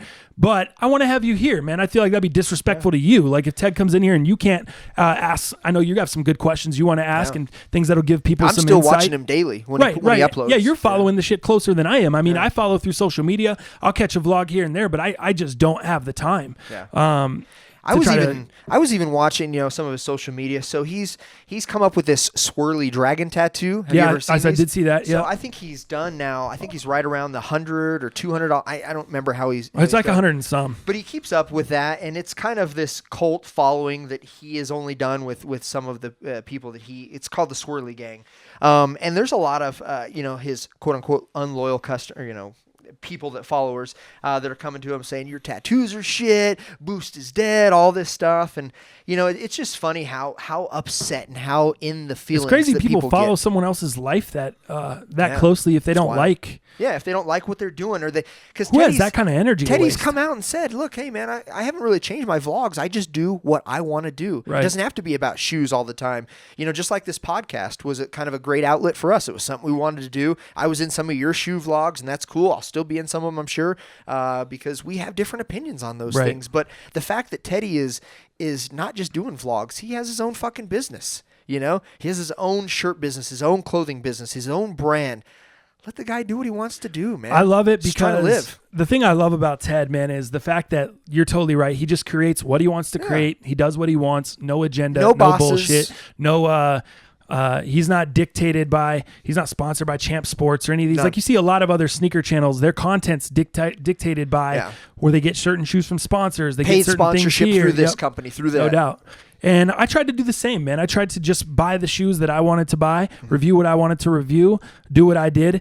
I did a lot of vlog style stuff. I've done videos where it's just sneaker reviews. I've done reviews on cleaners. Some videos I do strictly because I think you guys would find it interesting, and I think it helps the sneaker community out, and I think it answers questions that I've gotten from you guys over and over and over. So it's good to do a video on it. Other times I just do something that I want to do. I haven't been asked for it at all. It's just something that I enjoy, a sneaker that I enjoy, or something I want to review or I want to do a review on. And that's okay too. I think you could do whatever you want. For me, I like to find a balance. I like to do a little bit of what you guys want and then a little bit of what I want and try to find a good balance for you guys. Hopefully, we'll find a nice marriage that meets in the middle and we're both getting things that we enjoy. But it's not always going to be that way. And I think it's just funny to me that everyone hates so bad on Kais and on Tony D and on Mike the Compass and you see so much hate in their comments because it's like, this is so boring. You guys just do the same shit every video. You do the same thing here. You always go to Mag Park every day. You do whatever. Right. You know what I mean? You see all this bitching, but then you have a guy like Teddy who's not doing that. You have no fucking idea what you're going to get vlog to vlog, day to day. It's his life. It's how it's going to flow through day. You may get some shoes one day. You may not see shoes for 2 weeks. You know what I mean? Like it's just is what it is, but it's his vlog. So you get that free-flowing, never knowing what you're going to get. Right. And people still bitch on that and hate on that, and they're so mad about that. It's like, what do you guys want? Yeah. This is the ultimate, you can't make anyone happy. That's true. You just never can make... I guess no, I shouldn't say you can't make anyone happy. You can't make everyone happy. By trying to make everyone happy, you make no one happy. So that's why I love what Ted's doing even more, because we're doing the same shit. We're doing what we want to do. We're having fun. If you want to come in here, you want some fantasy advice, come through. You want to be in the comments and join the show, come through. You want to join the DraftKings League and have fun with us and be on Twitter and follow me, cool. If you don't, just fucking move along. Like, we're not begging you to be here. You know what I mean? We're doing the shit for free. All the stuff that I set up is for free. Now, it's in hopes that one day I can have a radio show, or we can have a radio show on Sirius, satellite radio. Sure. That would be the ultimate goal. We can say whatever we want, do whatever we want, and have fun on a bigger nationwide scale. But in the meantime, this is that outlet. This is us doing what we want to do. And for the people that do love it and the people that just are along for the ride, I truly appreciate you guys, man. The people that aren't trying to, that just maybe throw out suggestions or things they'd like to see, and they're not trying to tell us we suck all the time or tell us to change the content or anything like that. Like, I love that shit. I love that you guys are genuinely, you just enjoy what the fuck we have to say. You enjoy sitting here with us. I think a lot of you guys, I've been told on multiple occasions, you guys feel like you're a part of the crew. We're like just two normal hangout guys you can come in here and kick it with. I said at the beginning of the show, if you are in town and you want to come sit in on the fucking podcast, hit me up. You can come sit in the room. You can come hang out with us. We're normal motherfuckers. You know what I mean? I don't think because I come in here a couple of days a week with some glasses on because I'm tired. Do you think that I think I'm too fucking cool for everyone? No. I don't. It's just, I don't know. I'm getting off on a tangent. I'm getting too worked up. Regardless, I love what Ted's doing. I would like to have Ted in here to have the convo. If you guys feel the same, let me know in the comments. Sure. If everyone says, no, I don't want Ted, and I get one comment saying I do want Ted, I'll probably still have Ted in here. Probably still have Ted on. You know what I mean? Because I want to have that. Yeah. I want to have that convo. I think it's intriguing. The fool runs his own business. He's got business advice. He's got legal probably advice. Not that he would offer that or he wouldn't, but he's had the experience. He's been there, done that. Not got the T-shirt, but made the T-shirt. Yeah. Dig? So wait, what? Give me your opinion really quick before you wrap that up. Do you think he's going all the way, not all the way Nike, I'm sorry. Do you think he is going to go non-brand specific and he's just going to kind of bounce back and forth and buy what he likes? And also, do you think those Prestos, I saw in the vlog, StockX sent him the Prestos. Mm-hmm. Did they send those to him on accident? Yeah. Or that's kind of the way he made it sound, right? In that his they vlog, came to him he's like, what the hell are these? And then he goes down and shows his old lady, hey, look at this. And she's like, oh, they're actually pretty cool, Whether they did, whether they didn't, I don't give two shits. You know what I hope all comes from this is Ted just wears what he wants to wear. Ted has always been outspoken that he's always going to do what he wants to do. And he stood by that till this day, and I hope he continues to. If it's a Presto, because guess what? You now are on the Presto grind. You got your first pair of those acronyms. You love them. They're really comfortable. Right. Guess what? So are those fucking off-white low-top Prestos. Because I've got the white pair. I'm still trying to get the black so I can wear them every day and not get them fucked up, especially wintertime. Dude, they're really comfortable. And Ted has always said he went to Boost, not because it was Boost, because it was comfortable. It was comfort. And I hope Ted stays by that, because that is the one statement that I remember. And I don't suck his balls like a lot of his followers and just, loyal to a fault. I think I just want Ted to do whatever Ted wants to do. No brand is paying him shit. Yeah, he's getting free shoes because he's made relationships with these people, with these brands, with these companies. Okay, look at what he's done with StockX. They'll send him whatever he wants. We don't know how much he pays or how much he doesn't pay. The fact of the matter is, I think he's getting a lot of this shit for free because of the partnership with StockX and just promoting the business. Do you think you think they sent him to him, or he pulled the ultimate troll move? And because here's the thing, don't mistake what I'm saying. I don't know for sure. I don't know if I honestly don't know. I don't have an opinion on whether they sent him to him or whether he bought him. But if he did buy him, I don't think he bought him out of, this is what Ted wants to do. Don't get me wrong. I think he bought him out of like, oh, this is going to be funny as fuck. Yeah. Just knowing Ted the way that I do, and kind of a little bit more off the camera and behind the scenes, he likes to joke around. He's a funny guy. You know what I mean? Like, he likes to have fun. Super sarcastic, like super joker. So he's even said on his social media, he's like, I think I'm the funniest motherfucker out there. Right. Whether he is or isn't. He loves to troll the internet. He loves to have fun with the followers. He loves to have fun with the people. And so I think if StockX didn't send it to him, I could totally see him buying this out of funniness. Totally. Like, just because, like, all right. That's what I think. Next week, we're about to have some fucking fun with these fools. And that doesn't go along with what was said in the vlog, but, that's irrelevant. I think, what, Ted loves to joke. Ted loves to troll. He'll do it. He's one of the best at it, and I hope he did. Yeah. That's what I believe. Yeah, no, it's interesting. Again, I would like to get him in here, try to have that convo. We'll try to effort that sometime soon. Yeah, let's do it. Let's see. Anything more you want to hit? Did you watch any baseball over the weekend? I didn't. I watched some recaps because, Boston Red Sox, I'm not a huge fan. I'm not a huge fan of the Astros, but I watched some of the recap on that series. They've obviously tied it up at 1-1, correct? And Boston played really well. Their pitching was really dope last night, and their bullpen was even really good. That was the key. They're bailing out David Price. I mean, David Price's postseason struggles. He started slow again. Yep. He was able to kind of get bailed out by Boston's bullpen, as you mentioned, but they got smacked game one in Fenway Park by Houston. Houston was just putting it on them. And then, oops, sorry about that. And then the blame JJ. JJ, please stop knocking shit over. Come on, man. But then the Brewers, they're also going back to yeah.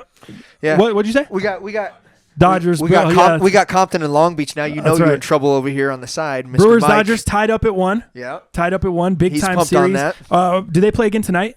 What time? 7 o'clock. Okay. Okay. So we got the game going down tonight. Obviously, that'll be over by the time you guys hear this. Meanwhile, I was trying to explain to Mike the other day, and not that he you can get on. Mike can get on the mic if you want. Not that he I'm good, bro. I'm good, bro. Not that he did or didn't know. I don't know if he was trying to troll me and see what my expertise was, but the immense hate that Colorado has for the Dodgers, obviously because they've had our number multiple times, right? Division, that kind of thing. Anything you would say to that? I don't even think it's Colorado. I think it's just fun to hate LA. I think that's just in general. If you're not from LA, and then on the flip side, LA loves to be hated. You guys love to be the fucking villains. You know what I mean? Just like I feel like you guys love that shit. Just kind of like how LeBron embraced being the villain when he first went to Miami. Right. LA fans just love that. They embrace that. Yeah. It's us against the world. You know what I mean? Like, if you're with LA, you're with LA. If you're not, it's fuck everybody else. It's LA against the world. And they really have that mentality. Boston, I think, does too. I think that because they've had so much success with the Patriots, Tom Brady being there, Patriots are obviously the big success, but Boston's won a couple World Series here too. Let's not. Then that immense curse they had for how many years, was huge for them as well. But I think they've kind of come that way, and I think that's why the majority of your people are rooting for Milwaukee Brewers, rooting for Houston Astros. Even though Houston won the World Series last year, there's still a lot of people rooting for Houston over Boston. Just because of the fact that they're still kind of the new kids on the block. Plus, I love the roster. I love George Springer. I love Altuve. I really love It's just Gary a L. young, fun crew, man, over there, And then they still have the old man pitcher that they brought in, 2 years ago? Right. Is it when they brought him in? Yeah. Yep. So I just like their young mentality over there, man. They just want to have a good time, and they're fucking good. Yeah. There's no doubt about that. But so Brewers are going back to LA. Kershaw looked like shit this last game. Yeah, he did. That's right. He just kind of doesn't come to play. Well, it seems like you think he beat the Rockies at the end there. for that on that play-in game. Right. Then, so he had a really good game. Kershaw pitched lights out that game. Then he had a really good game in the first playoff series. I can't even remember. I'm blanking. Who the hell did the Dodgers just beat? Who did they eliminate? Braves. He had a really good game against the Braves in that series. So then he's had 2 really good games. You knew he was going to be due for a letdown. Right. I mean, this is playoff Clayton Kershaw. That was not. This is more back to normal. Right. Just like this is more normal playoff David Price last night. You know, this is kind of what he is. Old man Price. Man, he was 0-9 starting that game. Yeah. Or 0-8. 8. So 8. Yeah. So 0-8. That was his 9th start. So now he's what, 1-8? Or did he gets the win there? Or does he not get the win because he got pulled too early? It's something weird in the MLB, and I don't fully. Was it 4 innings or 5? I don't know. I think he still gets the win, but we should probably check our facts on that. But I'm pretty sure that if it's, God, is it 4 innings? Is what I'm thinking. 4 innings, then it's a dub. I don't know. Yeah, I'm going to have to look it up. I know there's something weird. It's not like if you start the game as the starter, you automatically get the win. You have to go a certain amount of innings. That is correct. But I think the guy, I don't know. I mean, he's obviously had some struggles. He's obviously trying to get off the snide. He said all the right things. I don't know if you heard the press conference, him talking about, I still think I'm the guy in the playoffs. I still think, and I'm like, bro, no, you don't. Yeah. Let's be real. You know what I mean? 0-8 going into the game. How do you still feel like you're the guy? Right. How do you still feel like, but I guess he said it in a way like, I still feel like I'm the guy that can go in there and make big time pitches and win a game for this. It's not like he's saying I'm the guy in the past, but I guess, so it looks like I'm seeing he did get a win. He does get the documented win there. Did he? Okay. Nice. So yeah, his quote, "This is bigger than David Price," he said on Sunday night. This isn't about me. This is about the Boston Red Sox. So, it's cool that he obviously is trying to involve the team because Price notoriously hasn't been that way, in the past. Almost tried to make it a one-man show with him at times, but yeah. So overall, who do you think? Are you still on? I mean, we're kind of where we sat before. Right. 0-0, 1-1, kind of the same thing. You know what I mean? Yeah. Both series 1-1. They're going back to Houston, Boston, Houston. There, they're going back to Milwaukee, and the Dodgers go back to Chavez Ravine out in LA tonight. Dodgers are favored -177. So for all you gambling guys out there, you'd have to put up $177 to win 100 on the Dodgers tonight. If you want to take Milwaukee, you'll get slightly better odds. I think it's +150. So if you put up $150, you'll win 100. Or I'm sorry, if you put up $100, you'll win 150. So they're the underdogs. The Brewers are there. That game, like I said, is going to be over by the time you guys probably listen to this podcast. Yeah, said, -174? Yeah. That's what I'm saying. So that's what you're looking at there. A little bit of baseball. I'm still tuned in. I mean, I'm not dialed in like I was with the Rockies, but I'm still tuned in. I was tweeting a little bit about ball yesterday. I thought they jumped on Price early. I was like, oh shit, the Boston's kind of melting down here. They came back, tied the game at 2. Then they came back. George Springer drove in 2 more runs, put them up 4-2. And then Boston was just nails from then on. I think they win the game 7-4 or 6-4, something like that, to finish it out last night. So it's going to be it's good. I'm glad we're not getting any sweeps. I'm glad we're getting good quality playoff baseball. Nobody's sweeping anyone out, even as hot as the Brewers have been. They still were able to get stopped in game 2. Let's kind of jump into some NFL stuff. The heaters, dude. Oh my Lord, bro. You said it before the podcast.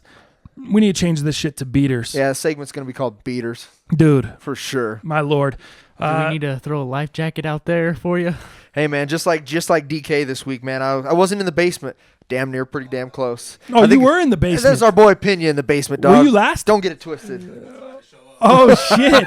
Were you dead last in the DraftKings here? Let's hit on that first then, since we have it pulled up. Oh shit! You were 88 points. You put up the whole 88, huh? Wow. Jared Goff, what did he get you? 8, 9, 5? 8.4. 8.4 for Jared Goff. Damn. Yeah, I had Jameis Winston. He did 35. I told you guys, I fucked you up this week, Dallas. I've got to say that. In our fantasy leagues, in the Dick Mittens league, what was the other? And the Danko league. You fucked me up, man. Dude. Dude, you had everybody that fucking went off. I swear to God. It's called being a good GM, Dallas. I couldn't cheer for it. Dude, I had people on buys this week. I was hanging by a thread and still did pretty well, though. Who did you have on a buy that would have helped you? Fucking Breeze. Oh, Breeze. The man, the myth, the legend. Your quarterback, Dalton, still put up 21.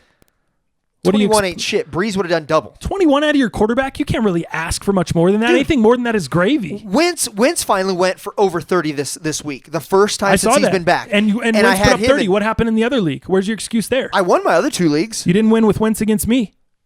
That's true. I don't know what to tell you. That's true. That was the one I really smoked. Dude, you fucking... What was your points, man? 173. Get the fuck out of here. Nobody's going to beat you, dog. That's not even a good GM. That's having the right fucking people on the right time and me having a few people out. I like it. It's just your fucking week, dog. You hear That's the vitriol.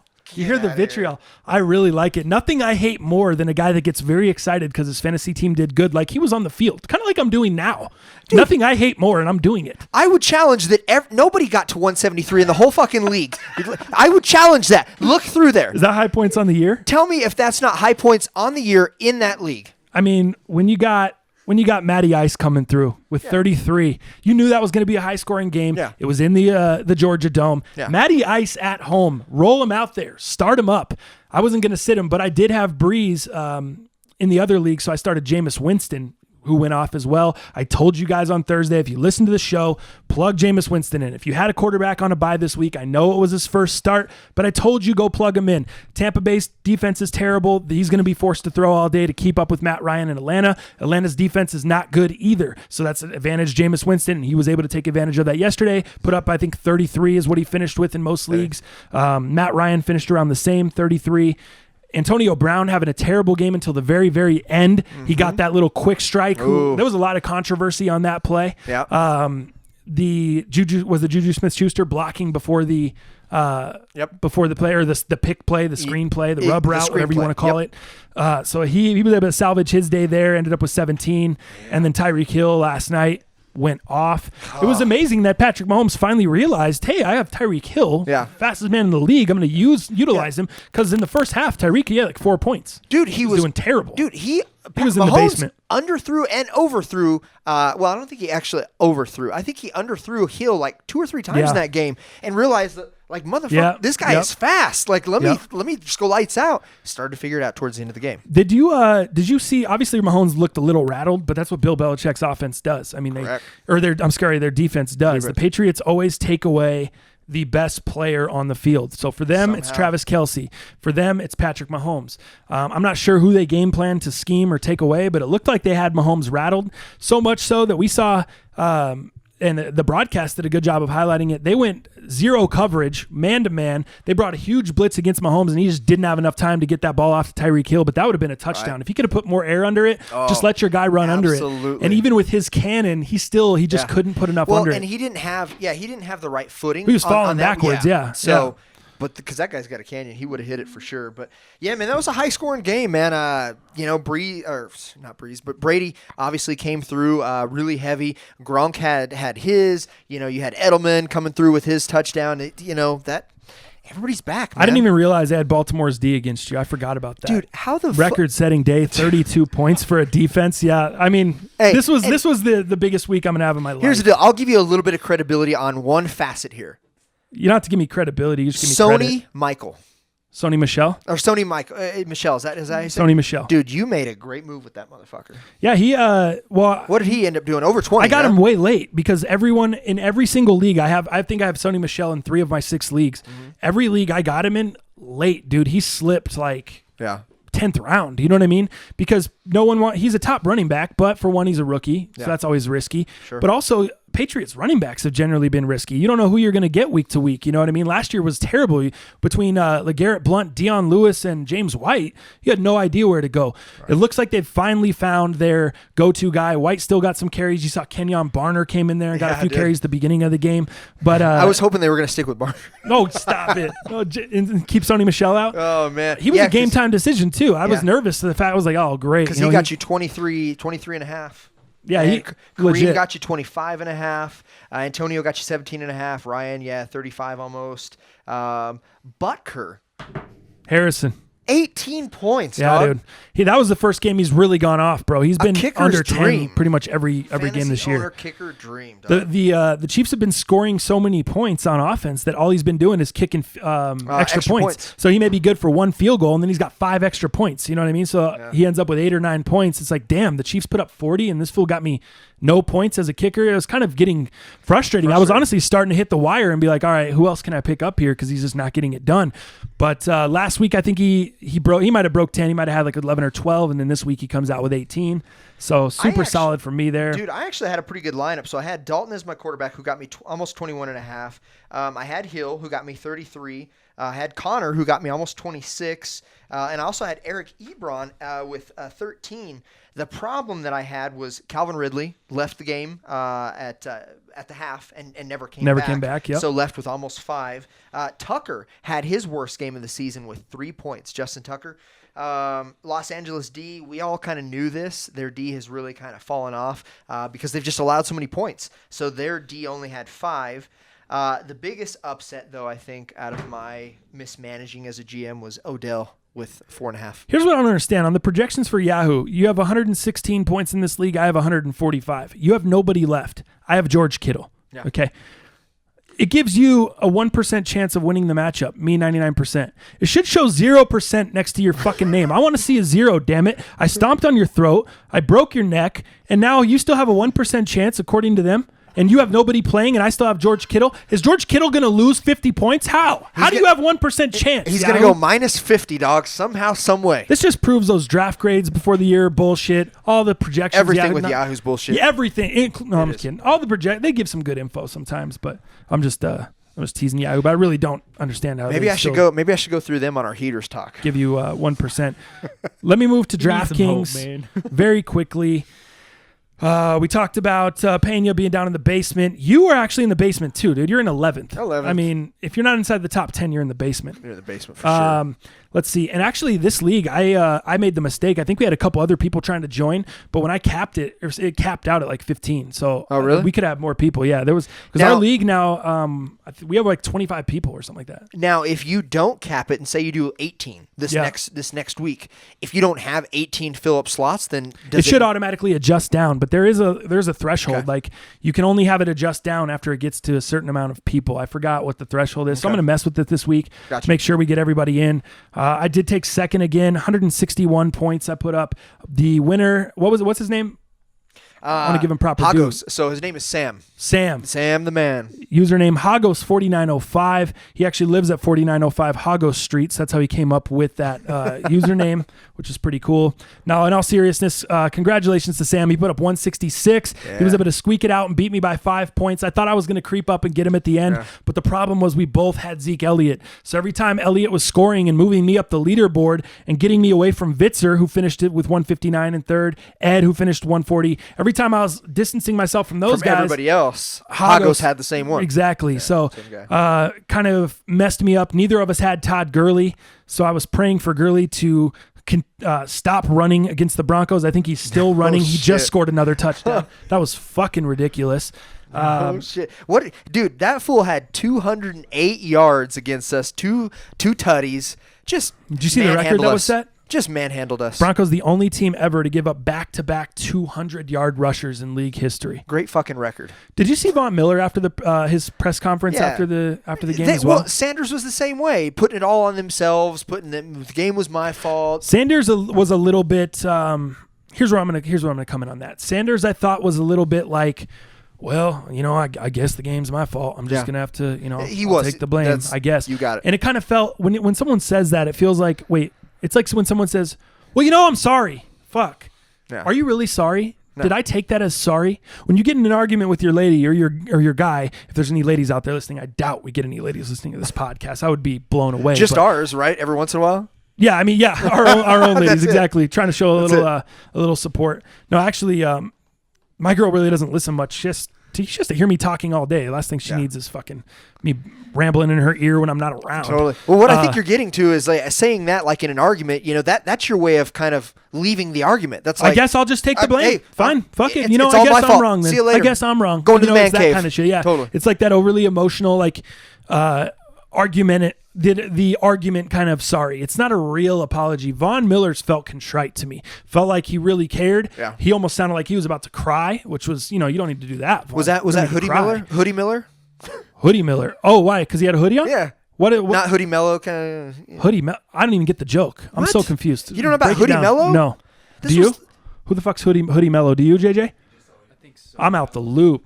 Tell me, fill me in. Melo, since last season, he started wearing those hoodies in all his post-game press conferences. I noticed that. They call him Hoodie Melo. I didn't know. They even brought his own hoodie out, on Nike. Wow. And this whole big thing with Hoodie Melo, right? Gotcha. So I call Hoodie Miller last Gotcha. night. That makes some more sense now. I was like, I don't know what you're talking about. I don't know where you're going there. I thought you were going Bill Belichick because they call him Hoodie. So I was trying to make that correlation. Same kind of concept. Yeah, for sure. Hey, I'm glad you asked because now if our ladies do listen in and support us, they'll know.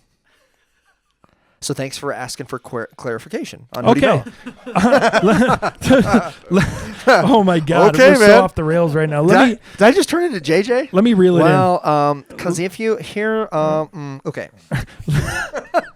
Let me reel it in here. Von Miller's felt like he really cared about the loss. Like I said, it felt like he was almost going to cry, which I don't think you need to go that far. But he felt like he cared. He said, we can't allow this. It felt like he cared about losing the 4 games in a row. Speaking of, like I said, week 2 feels like a long time ago for the Jags, also for the Broncos. Yeah. I mean, you had a 2-0 team, and they're just starting to unravel. What about the troll jobs by Fox? Did you see multiple troll jobs by Fox? If you follow me on Twitter, I was tweeting that out. Twitter, yeah. Oh, my gosh. That was classic. So they go to Case Keenum throws the interception, and just like he does every week, it's good for at least one of those. Thrown 8 interceptions now. I think he threw 7 all last year, which is fire.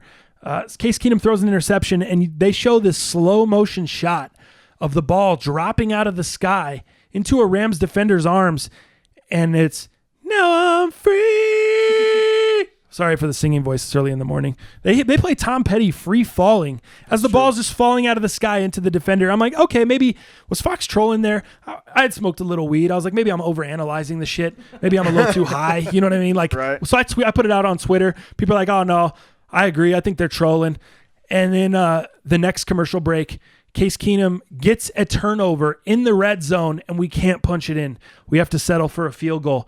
Super disappointing. So what happens? They show Case Keenum on the bench analyzing the Microsoft Surface tablet there, and they play, everyone knows I'm in over my head, over my head. And I'm like, oh, this is fucking, they're definitely trolling the shit out of the Broncos right now. This is embarrassing. If the Fox, so you got a guy, if you guys don't know, Mark Schlereth does the morning show here at 104.3 The Fan here in Denver. He's on the main sports talk show, or the main sports talk station, the station I was doing the contest with a few months back over the summer. So he does a radio show here. He does national broadcasts of games for Fox as well. Well, Fox being kind to Mark Schlereth, they don't make him travel to the East Coast when the Broncos are home, which is nice. They let him stay at home. They let him do the Bronco game because he does travel. He was over on the East Coast for the did he do the Broncos Jets last week? I think he did. So he did the Broncos Jets over there last week. So he's been getting some Bronco games, which is nice. And when they're home, they let him stay home, which is also nice. But here's the thing about it. Do you think that Mark Schlereth, because he's had some critical things to say about the Broncos too. If you were being honest about the Broncos, you cannot be critical, or you cannot not be critical. Correct. You're forced to be critical. They're awful right now. So they have a lot of problems on the offensive line. They've got a lot of issues on both sides of the ball. So Mark Schlereth being critical, I wonder if he's the one that put the bug in their ear with the production staff at Fox saying, hey guys, if Case starts having a bad game, we need to do some funny shit here, because he is a funny guy. Yeah. He's a funny guy on the broadcast. He cracks jokes. Yeah, stink. So he I'm not sure if he had a hand in the trolling that went on, but Fox was definitely trolling Case Keenum and the Denver Broncos as they go to break. That game should have been way, way more of a beatdown than it was. You run for 200 yards and you continue to put the ball up in the air. What is Sean McVay doing? That was bad play calling by Sean McVay, and actually he addressed a little bit of that. I saw an article this morning on Pro Football Talk from Sean McVay talking about how he's taking blame that basically it wasn't, he didn't say exactly, but it wasn't a bigger beatdown. You know, Jared Goff going 3 for 6 with an interception and getting sacked twice in the fourth quarter is not ideal when your running back's going for over 200 yards. Just continue to pound the ball. Totally. Vitzer texts me because Vitzer has Gurley, and Vitzer had Gurley in the DraftKings thing, and he took third behind me, and he was pissed off. He goes, what the hell are the Rams doing? Why are they not giving it to Gurley? Give it. Yeah, 18 degrees, and they're trying to throw the ball up. Man, that was terrible play calling. So I'm glad Sean McVay addressed that and said he needs to work on some things on Sunday because that should have been a big time beatdown. Yeah. They should have been killing the Broncos, and they let him hang around. They let him climb back in the game. You had the penalty from Emmanuel Sanders, the unsportsmanlike conduct. That was the biggest double whammy I've ever seen. Yeah, that was so huge. bad, dude. Not that it was a bad call. It was just so bad for the team, and that's why Emmanuel Sanders was saying in the post-game presser, hey, I'll take this loss. We could put this one on me. I guess it's my fault, blah, blah, blah, blah. Right. Because he did. He got an unsportsmanlike conduct by talking trash to the corner after he burned him for a touchdown. But then he didn't even get in the end zone, so it wasn't a touchdown. Right. So they're at the 1 yard line, which then the 15-yard penalty, it moves them back to the 16. And what happens? We have to settle for a field goal. Still can't get in. Everyone knows I'm in over my head. Yeah. I'm surprised that, the defense actually did come to play. And a lot of that that probably wouldn't have happened had they pounded the ground game like LA should have, especially at the end of the game. But it was nice to see Chubb had 3 sacks, and then Von Miller finally, after a 3-week absence of sacks, he finally had a couple there. So it was nice to see some of that. But yeah, what the fuck do you expect? If they would have went with the ground pound game like they should have and like they continue to have success with Gurley breaking fucking records, we might not have had those sacks. But I'm glad the defense did come to play a little bit, at least on pressure with the quarterback. So big shout out to Sam for winning the DraftKings tournament. He takes home the cake, and I think that's another new winner. Guaphome, he wasn't in the tournament this week. The guy that won last week. Are you sure? I think he was in the middle. Oh yeah, no, you're right. He's 8th. Yeah, he was 8th. So not quite in the basement, but he was near the basement. That's good of a showing. But I didn't hear back from him. I don't know if he. You said he won 1 week prior. I don't think he did. I didn't see anything in the comments with him. Me either. And I think we're still. I don't think we have any repeat winners yet. Okay. So I've been back-to-back seconds. I'm still trying to get that crown again. Yeah. Try to be the first repeat winner this season. It'd be cool if you could actually show up once in a while, because you're giving out fantasy advice and you must not be taking your own, or your advice is dog shit. I've played second twice. You're in the basement here. I've placed second twice, but here's the deal. It's been really aggressive. I've had 2 second-place finishes and 2 basement finishes. Right. Where's the fucking middle? Yeah. But I want to be in the middle. It's tough to win, though. It's tough. Second place is the first loser, dog. You almost have to have, like I told you last week, where myself and Guaphome had Marquez Valdez-Scantling. Yeah. Who the fuck is that? Well, we might see him coming up tonight with the Packers might. and the Niners going down Monday Night Football. Because Rodgers has fucking now 12 different people he's going to now? Yeah. You just never know. Well, they had a lot of injuries. I don't know if Scantling will be playing as much tonight because Randall Cobb's supposed to be back. And Devontae's going to be better than what he was last week in terms of health. So, who? Geronimo. Yep. So I think you're going to have to where I was going with that was you're going to have a sleeper to take down one of these tournaments and to finish first. You're going to have someone that's off the beaten path that gives you that value. We talked about value last time. If you want to win tournaments, you really need to try to get 5 times value out of your guys. 3 times is good enough to win cash. 5 times plus is really what you need. It's the big money. So it totally is. And he had Trubisky yesterday. Yeah. Sam, the dude that won. Yeah. That was a great pickup. Trubisky's 5,300. He was by far one of the cheaper. Jameis was 58. What was Tariq's value? Tariq Hill? Tariq Cohen. Or Tariq Cohen. He had Cohen 4,600 and Tariq put up 24. Yeah, that's a great value. That's going 5 times value there. You know what I mean? Or close to it. Adam Thielen, another guy that came up huge, but Thielen was expensive, dude. He put up 32 points, but he was $8,500. That's a lot to pay for a wide receiver. That's creeping up towards Antonio Brown type prices.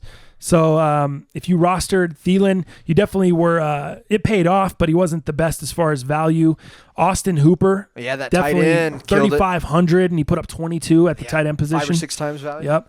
So that's where he really got the majority of his value, and I would say where he really won was Tariq Cohen.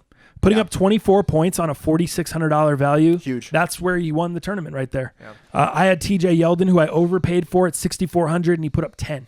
Super cold. Well, and Austin Hooper for sure is a good win. I mean, I put in Trey Burton, who didn't at first and had that little shovel pass, right, from Trubisky, which got me 12.5, which typically isn't bad for a tight end. But when you're doing 22, and you damn well know Austin Hooper was a hell of a lot cheaper than Trey Burton. I did kill it in DraftKings this week though, dude.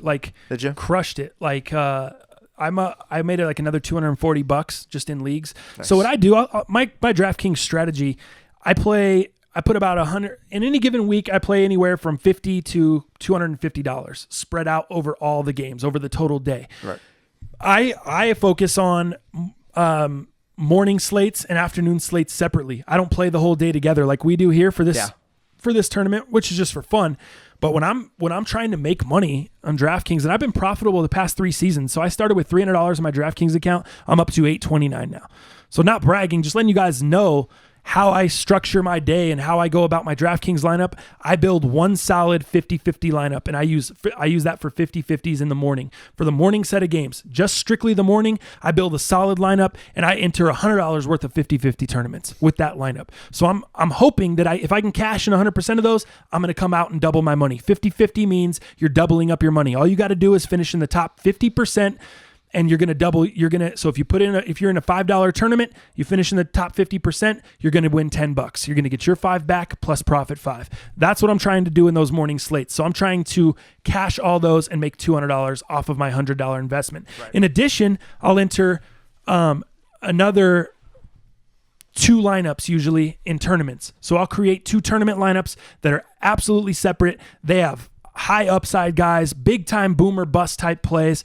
Your Tyler Lockett's, your people that are cheap but can go off, at any given Sunday. Those are the kind of guys I'll roster for those tournaments, and I'll only do like $4 or $5 in each one. So I'll put out $4 or $5 in tournaments. So if I lose that and I still cash on all my 50-50s, I'm only losing that $10 there, but I'm still coming up $90. I'm still gaining $90 profit off that morning slate. Then I'll do the same thing for the afternoon slate. 3 or 4 games, I'll strictly do a 50-50 lineup, 1 camera down. Which camera is that? 2 cameras down. 2 cameras. Damn, Simo. On the Simo tip, going down. Are these lasting shorter and shorter, or is it just me? What are we in here? Wow. Is that all 3 cameras down? Is YouTube in trouble right now?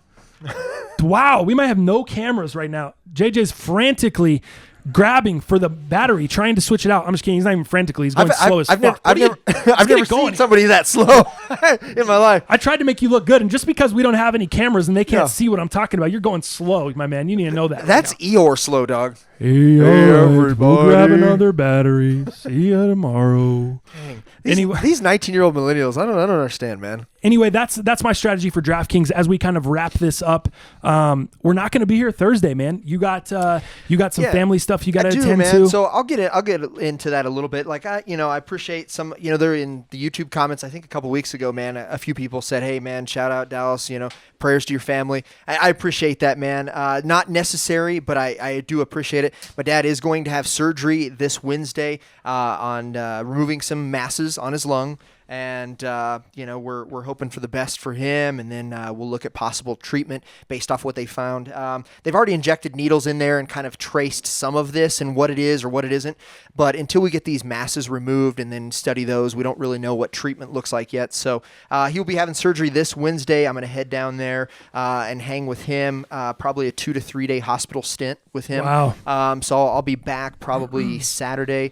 So Monday we should be back and ready to go. So I appreciate your guys' patience with it. Yeah, we don't want to push man. these too much, but it is important for us to get this content out and to grow. But sometimes these things come up, and we still will have the DraftKings tournament. We'll still do the heaters and all that stuff. This is going to give me a good opportunity this week to actually throw up a sneaker video or 2 for you guys. So I'm going to definitely get that up this week, and I'll throw out both of our heaters in the video. How's that? Okay. We'll do a sneaker video, so be on the lookout. That'll be uploaded to YouTube this week. I got a couple different pairs of sneakers I want to review, so I'll kind of decide what I want to do there. Nice. And then we'll throw out the heaters on that video so you guys can kind of follow along as far as our picks and our heaters. But thoughts and prayers to the Pops, man. I know that's never easy, and we're both kind of getting to that age, dude. Yeah. I took my uncle. I took my uncle to a procedure he had to have done. He had to have like a scan of his stomach, and he has cirrhosis of the liver from back in the day, just living hard. I don't know if your dad is the same result or living hard, drug days. A lot of the baby boomers these days, their drug days are starting to catch up with them if they haven't already. You know what I mean? And there was just a lot of that going on in the 60s, 70s, 80s. So it's pretty scary, as family, especially your pops. My uncle Roselli, for me, super close to that guy. He's probably one of my best friends. I hang out with that guy more than anyone. It's just it's my uncle. So yeah, man, it's one of those things. And for you, it's harder because you live far away. You got to go make the travel. Yeah, he's which about never makes it five and a easy. half hours away, which is tough. His life, him doing his thing, my thing, it is tough. So he usually comes out here, but, when health things come up and those hinder some things, it's, you know what, man, it's shocking. And what I would say to all this is, man, whether somebody's going through something, has ailments or whatnot, my advice to all you guys is to not be different, not treat yourself different, do what you want. But my advice is things change in a moment's notice. And if you haven't told the people that you love the most that you do love them, my advice is to do that. Things change at a moment's notice, and that doesn't mean change your lifestyle, change their lifestyle. I'm not a preacher. It's not what I do. But, man, just give some love out there to the people that you really do care and love about. How about just giving love to anybody? Just be nicer. You know what I mean? Just be nicer to people. If someone, like you said, things change in a split second. Is that the last thing you want someone to hear you say? Something mean, something or to be rude, remembered by, or something, to you to remember them by, or any of that? Right, no doubt. I mean, I'll be the first to say we roast each other on this show. We have a lot of fun. It's in context with the show. I'm not just out here, fucking shitting on you fools in the streets every day just because, you know what I mean? Like, totally. if JJ's fucking up, I'm gonna let him know he's fucking up on the show. If I don't agree with your opinion and I have a strong stance on my opinion, I have reasons to why, I'm gonna tell you why I think your opinion's terrible. Throat. Fantasy football, dog. That was I had can't even breathe. 173. What do you want me to do? That was what happened there. JJ, I thought you fixed it. What is going on? Yeah, I did. Is it still recording? Oh, we don't have these. We have Sinner. Yeah. Oh, does it beep one time warning you and then it beeps one time cutting it off? Turns it off. I think so. Yeah. JJ, I have no idea. It doesn't even matter. To be honest, it doesn't even matter. Let's jump into underrated news. Before we do that, I have to update the stats on the pick'em. The Titans plus 2.5 for Dallas. Obviously, that didn't go very well as they were shut out. Ravens defense had an all-time. That had to have been the worst game 11 of the Sundays. Yep. I think the NFL record's 12 sacks in the game. The Ravens got 11, which they set a franchise record with that. Obviously got me 32 points. So Dallas lost double on that one. He got killed on the spread with the Titans. Then he got killed by me in fantasy with the Ravens defense. So that was fun for him. Yeah. Bills plus 10.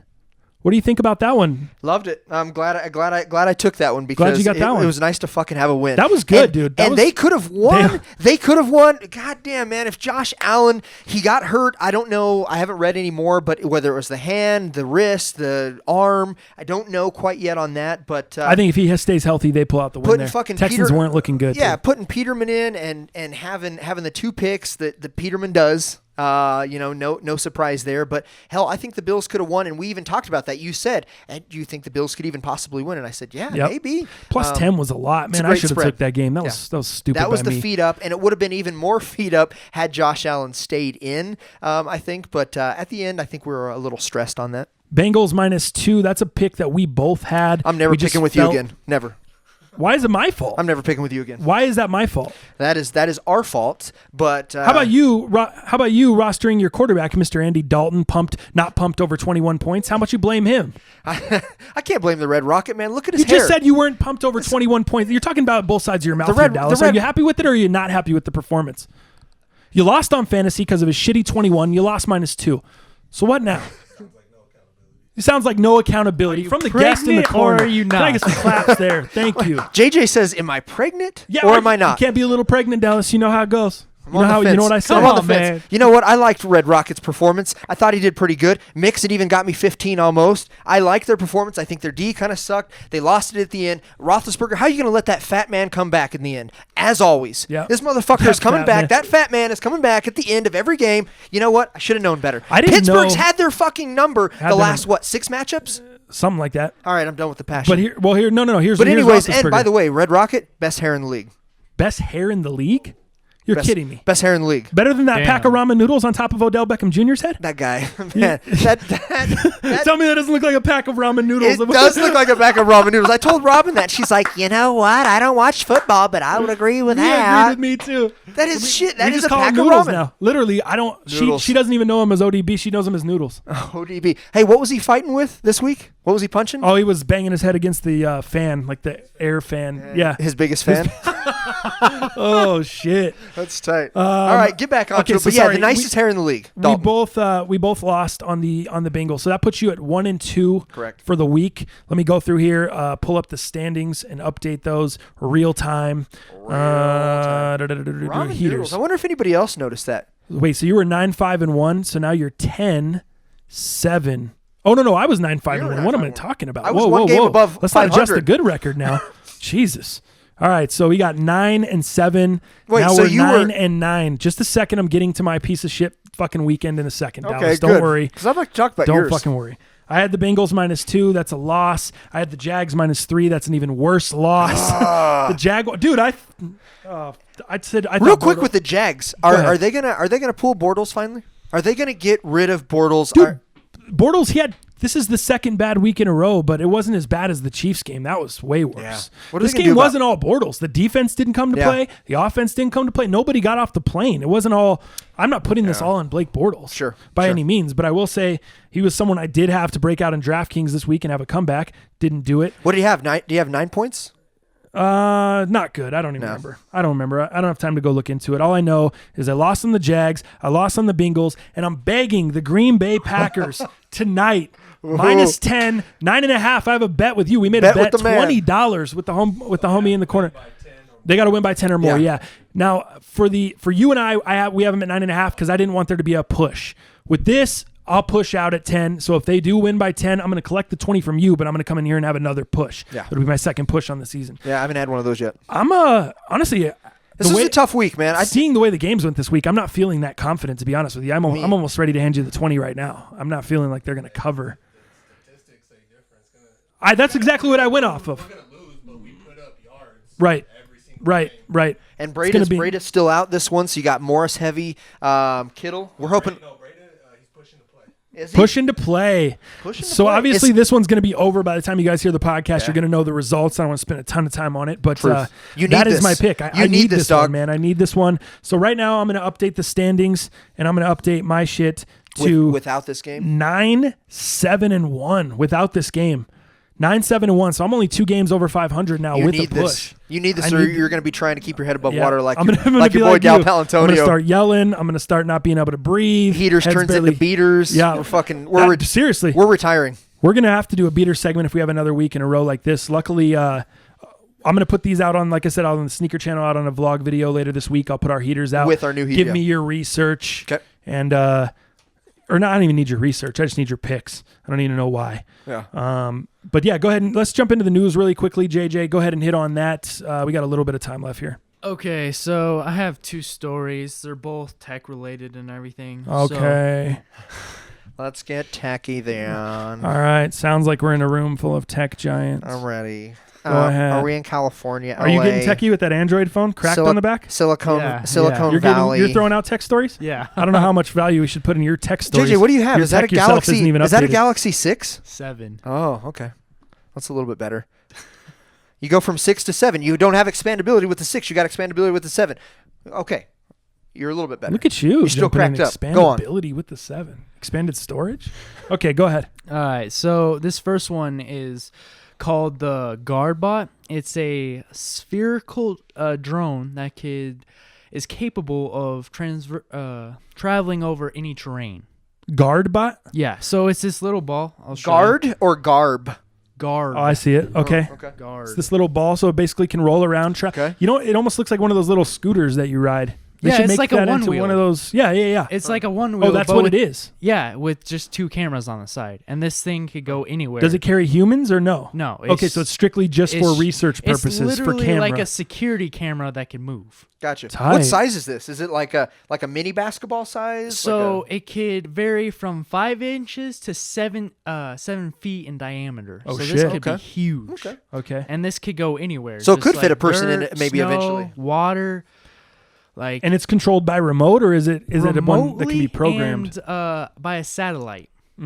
So Interesting. depending on the people who are using it, And it what they're could using get it really, for. yeah. That'd be really cool advanced if you with had a it. property kind of like where you grew up out in Kansas. You know Yeah. what I'm saying? If you had a bunch of property, you could just put that thing out in the pasture and let it roam around, watch as it's going down. It can go investigate if That'd it be sees great, things like going for all on. these old farmers, like Right. investigating their crops instead of them having to drive their old trucks out there, you know, and having to like check everything, check their water, check their lines, make sure there's nothing, you know. You know how those cats right. are, though, man. They're really hands-on people. They I don't are, know man. that they would embrace this that much. I think they'd want to be out there seeing. They want to see it for themselves. They don't want to see it through a lens. Yeah. Talk about yourself, dog. You're the one afraid of the government and conspiracies of these cameras watching your every move. Yep. Yeah, How I don't about those like it. people? Considering last week. Yeah, I don't like it. What are you saying about? Would I like this? Yeah, no, it seems like that's something that you wouldn't like because, you know, depending on how they use it, right? They're not using it for personal. If you're using it in that aspect and you're just protecting your property, I don't give a fuck. I'm not on your property. I don't care what you're doing. Would I want these things roaming around the city? No. Roaming the sidewalks? or in your own home. Or, yeah, I would. See, I wouldn't personally why have would a you use have for in it. your own home? I wouldn't though? have a Like, use for it. I don't know. Maybe you could turn it into like a dog toy, you know, and maybe they start playing with it and they got cameras on there. You're still seeing your house. It's just a different form of something. Entertainment for the dogs. What about those people like me who had 2 dogs? One passed away. Worst day of my life this year. And now he doesn't have a buddy. Maybe this can be like a buddy thing. Like it's going to be something they can play with, keep them their attention going. I don't know. What is the cost on this thing? $100,000. Are you worth My paying dog, that? my dog ain't getting that toy. That's exactly where the convo ends. I think you're not ready to pay that. That's what's 100 up. G's. Wait for the shitty small one too. They're starting at 100 G's. So this is all still in development. This isn't final, but that's like the price they're throwing out right now. But So you said it can go through any surface terrain. You're talking what? Can it float on water? Can it move on water? yeah, so it goes 9 miles on land, and then it goes 3 in water, Wow. and it has 2. Does it hover? What do you mean hover? Does it hover the water? It doesn't hover the water. It It, like, actually is floats. inside the. Okay, it's a floater. Because it's like a giant tire. But there's no paddles, or how do you change it direction in the water? Yeah. Does it have arms that extend out? No, Go it just- gadget arms. It literally it's Wilson. It's just floating. Yeah, essentially. Really. And then with the tread on the, because you could change the tread on the tire and everything, and it just works as paddles essentially. Gotcha. That's weird. Okay. Go ahead. Hit on then- the next story. So, this is like, most people probably don't know about this, but does anyone remember Google Plus? No, Nah, I've been on iPhone too long. I know ESPN Plus. Yeah. I don't know Google Plus. I know Well, ESPN. Oh, wait. I do know Google Plus. Google Plus was it was like their Facebook. Yeah, it was Okay, like yeah, I their remember now. social Oh, their media. social network. media Yeah, aspect. remember that thing? Okay, and All then right. is that where Hangouts evolved from? Yeah. Google Yeah. Hangouts, all that. Everything. Okay, Like I'm with you. They built huge things off of it. Okay. But this last spring that no one knew about until now, apparently 500,000 people's info that include name, email address, occupation, gender, and age possibly got leaked because there was a change in code that no one knew about. There was no evidence that any developer knew, and thankfully there was no evidence that the info was messed with or taken or anything. But the biggest reason this all happened in March, and the biggest reason Google never came out with this was because they didn't want to ruin their reputation. That it didn't have already. Yeah. Okay. Oh no, you're talking about Google's reputation. Yeah, You're not talking Google's. about Google Plus's reputation. Oh, okay, gotcha. Yeah, Gotcha. yeah. Because they have a great reputation, but yeah, Google Plus. I was thinking Yeah, he's because talking Google about Plus just never Google in had. general. Gotcha, I'm with Which you. makes sense. I Yeah. mean, we haven't really heard of a lot of fuck ups from Google. Everything they've touched and everything And they've done plus, has with been the gold. whole Facebook thing, that went to the Supreme Court, so I could kind of see why they wouldn't want to tell people. But at the same time, like, that's people's information getting out there and everything like that. Yeah. But ways they've tried to go about doing it are like kind of Fixing making it? up for it. They're shutting the program down for now until they get a Google better Plus grasp. in general. Yeah. How about they So- just shut it down forever?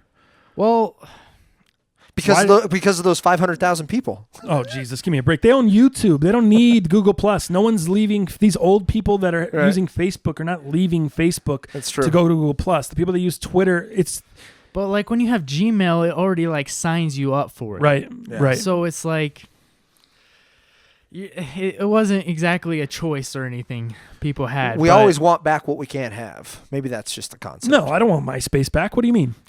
Do you? You don't want MySpace? I never had it.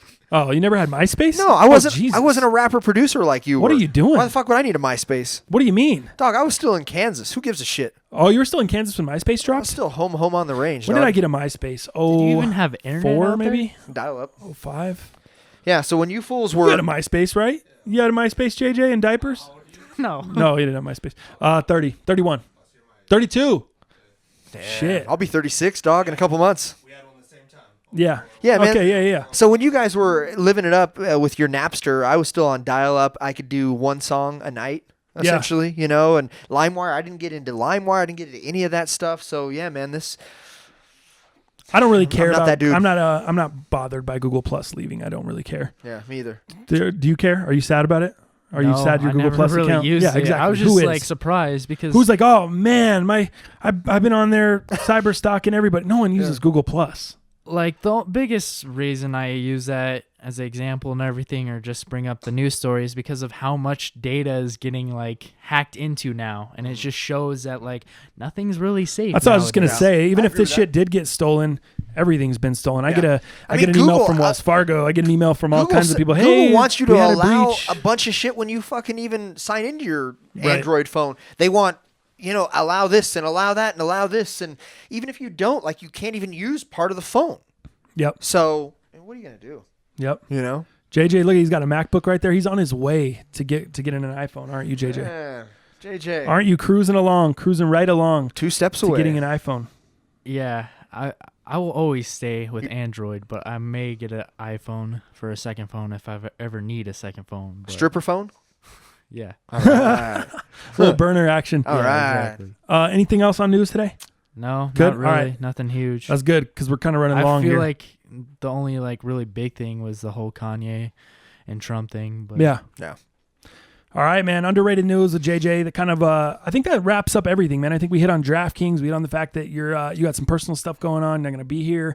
So the next podcast will drop next Tuesday, but I will be dropping a video or two later on in the week, so you can check out the heaters on there. We need the pack tonight, baby. We need the pack. Did you want to address any comments? Were any comments from the? I don't know if we have any time. Shit. We could probably YouTube save comments. that. But if you We're had so any long. that really stood out, We're so long, Are dude. we? It would take a long time to get into them. The Packers EQTs, I guess I would say, there was some people that agreed with you, and Yeah. there was some people that said they didn't have any issues. yeah, so, there was one person who went up a half size, is what he said. Yep. And said no issues. But I'll give him one more try. But the blister is like, the scab is finally gone. Like, I'm not trying to get that thing again. You know what Yep. I'm saying? But wore the Packer EQT today and had the same issue. Got a blister right under my ankle bone. So Same. disappointing. Same. So similar there. Maybe that's a situation where I don't know what you guys are doing. I don't know the shoe. I don't know if you guys are wearing the wrong socks. I don't know. definitely not doing sprints. I'll tell you that. Yeah, I don't know what's going on. We'll jump into some of the comments next time. I just I got lost. Sorry, we didn't have the time to do it, but we'll address that. We'll check on the heaters next week. We'll check on how the fantasy weekend went. Again, hit the DraftKings link in the description below if you're trying to join the DraftKings league. We're getting more and more people each week. It's a lot of fun. Mike, thanks for sitting in on the podcast. Yeah, Seth, man. you guys, if you want to sit Come in, if by. you're in town, let us know. Yeah, man, for sure. And we got the $20 bet that we're gonna settle up. You got Venmo, right? All right, cool. I just want to make sure.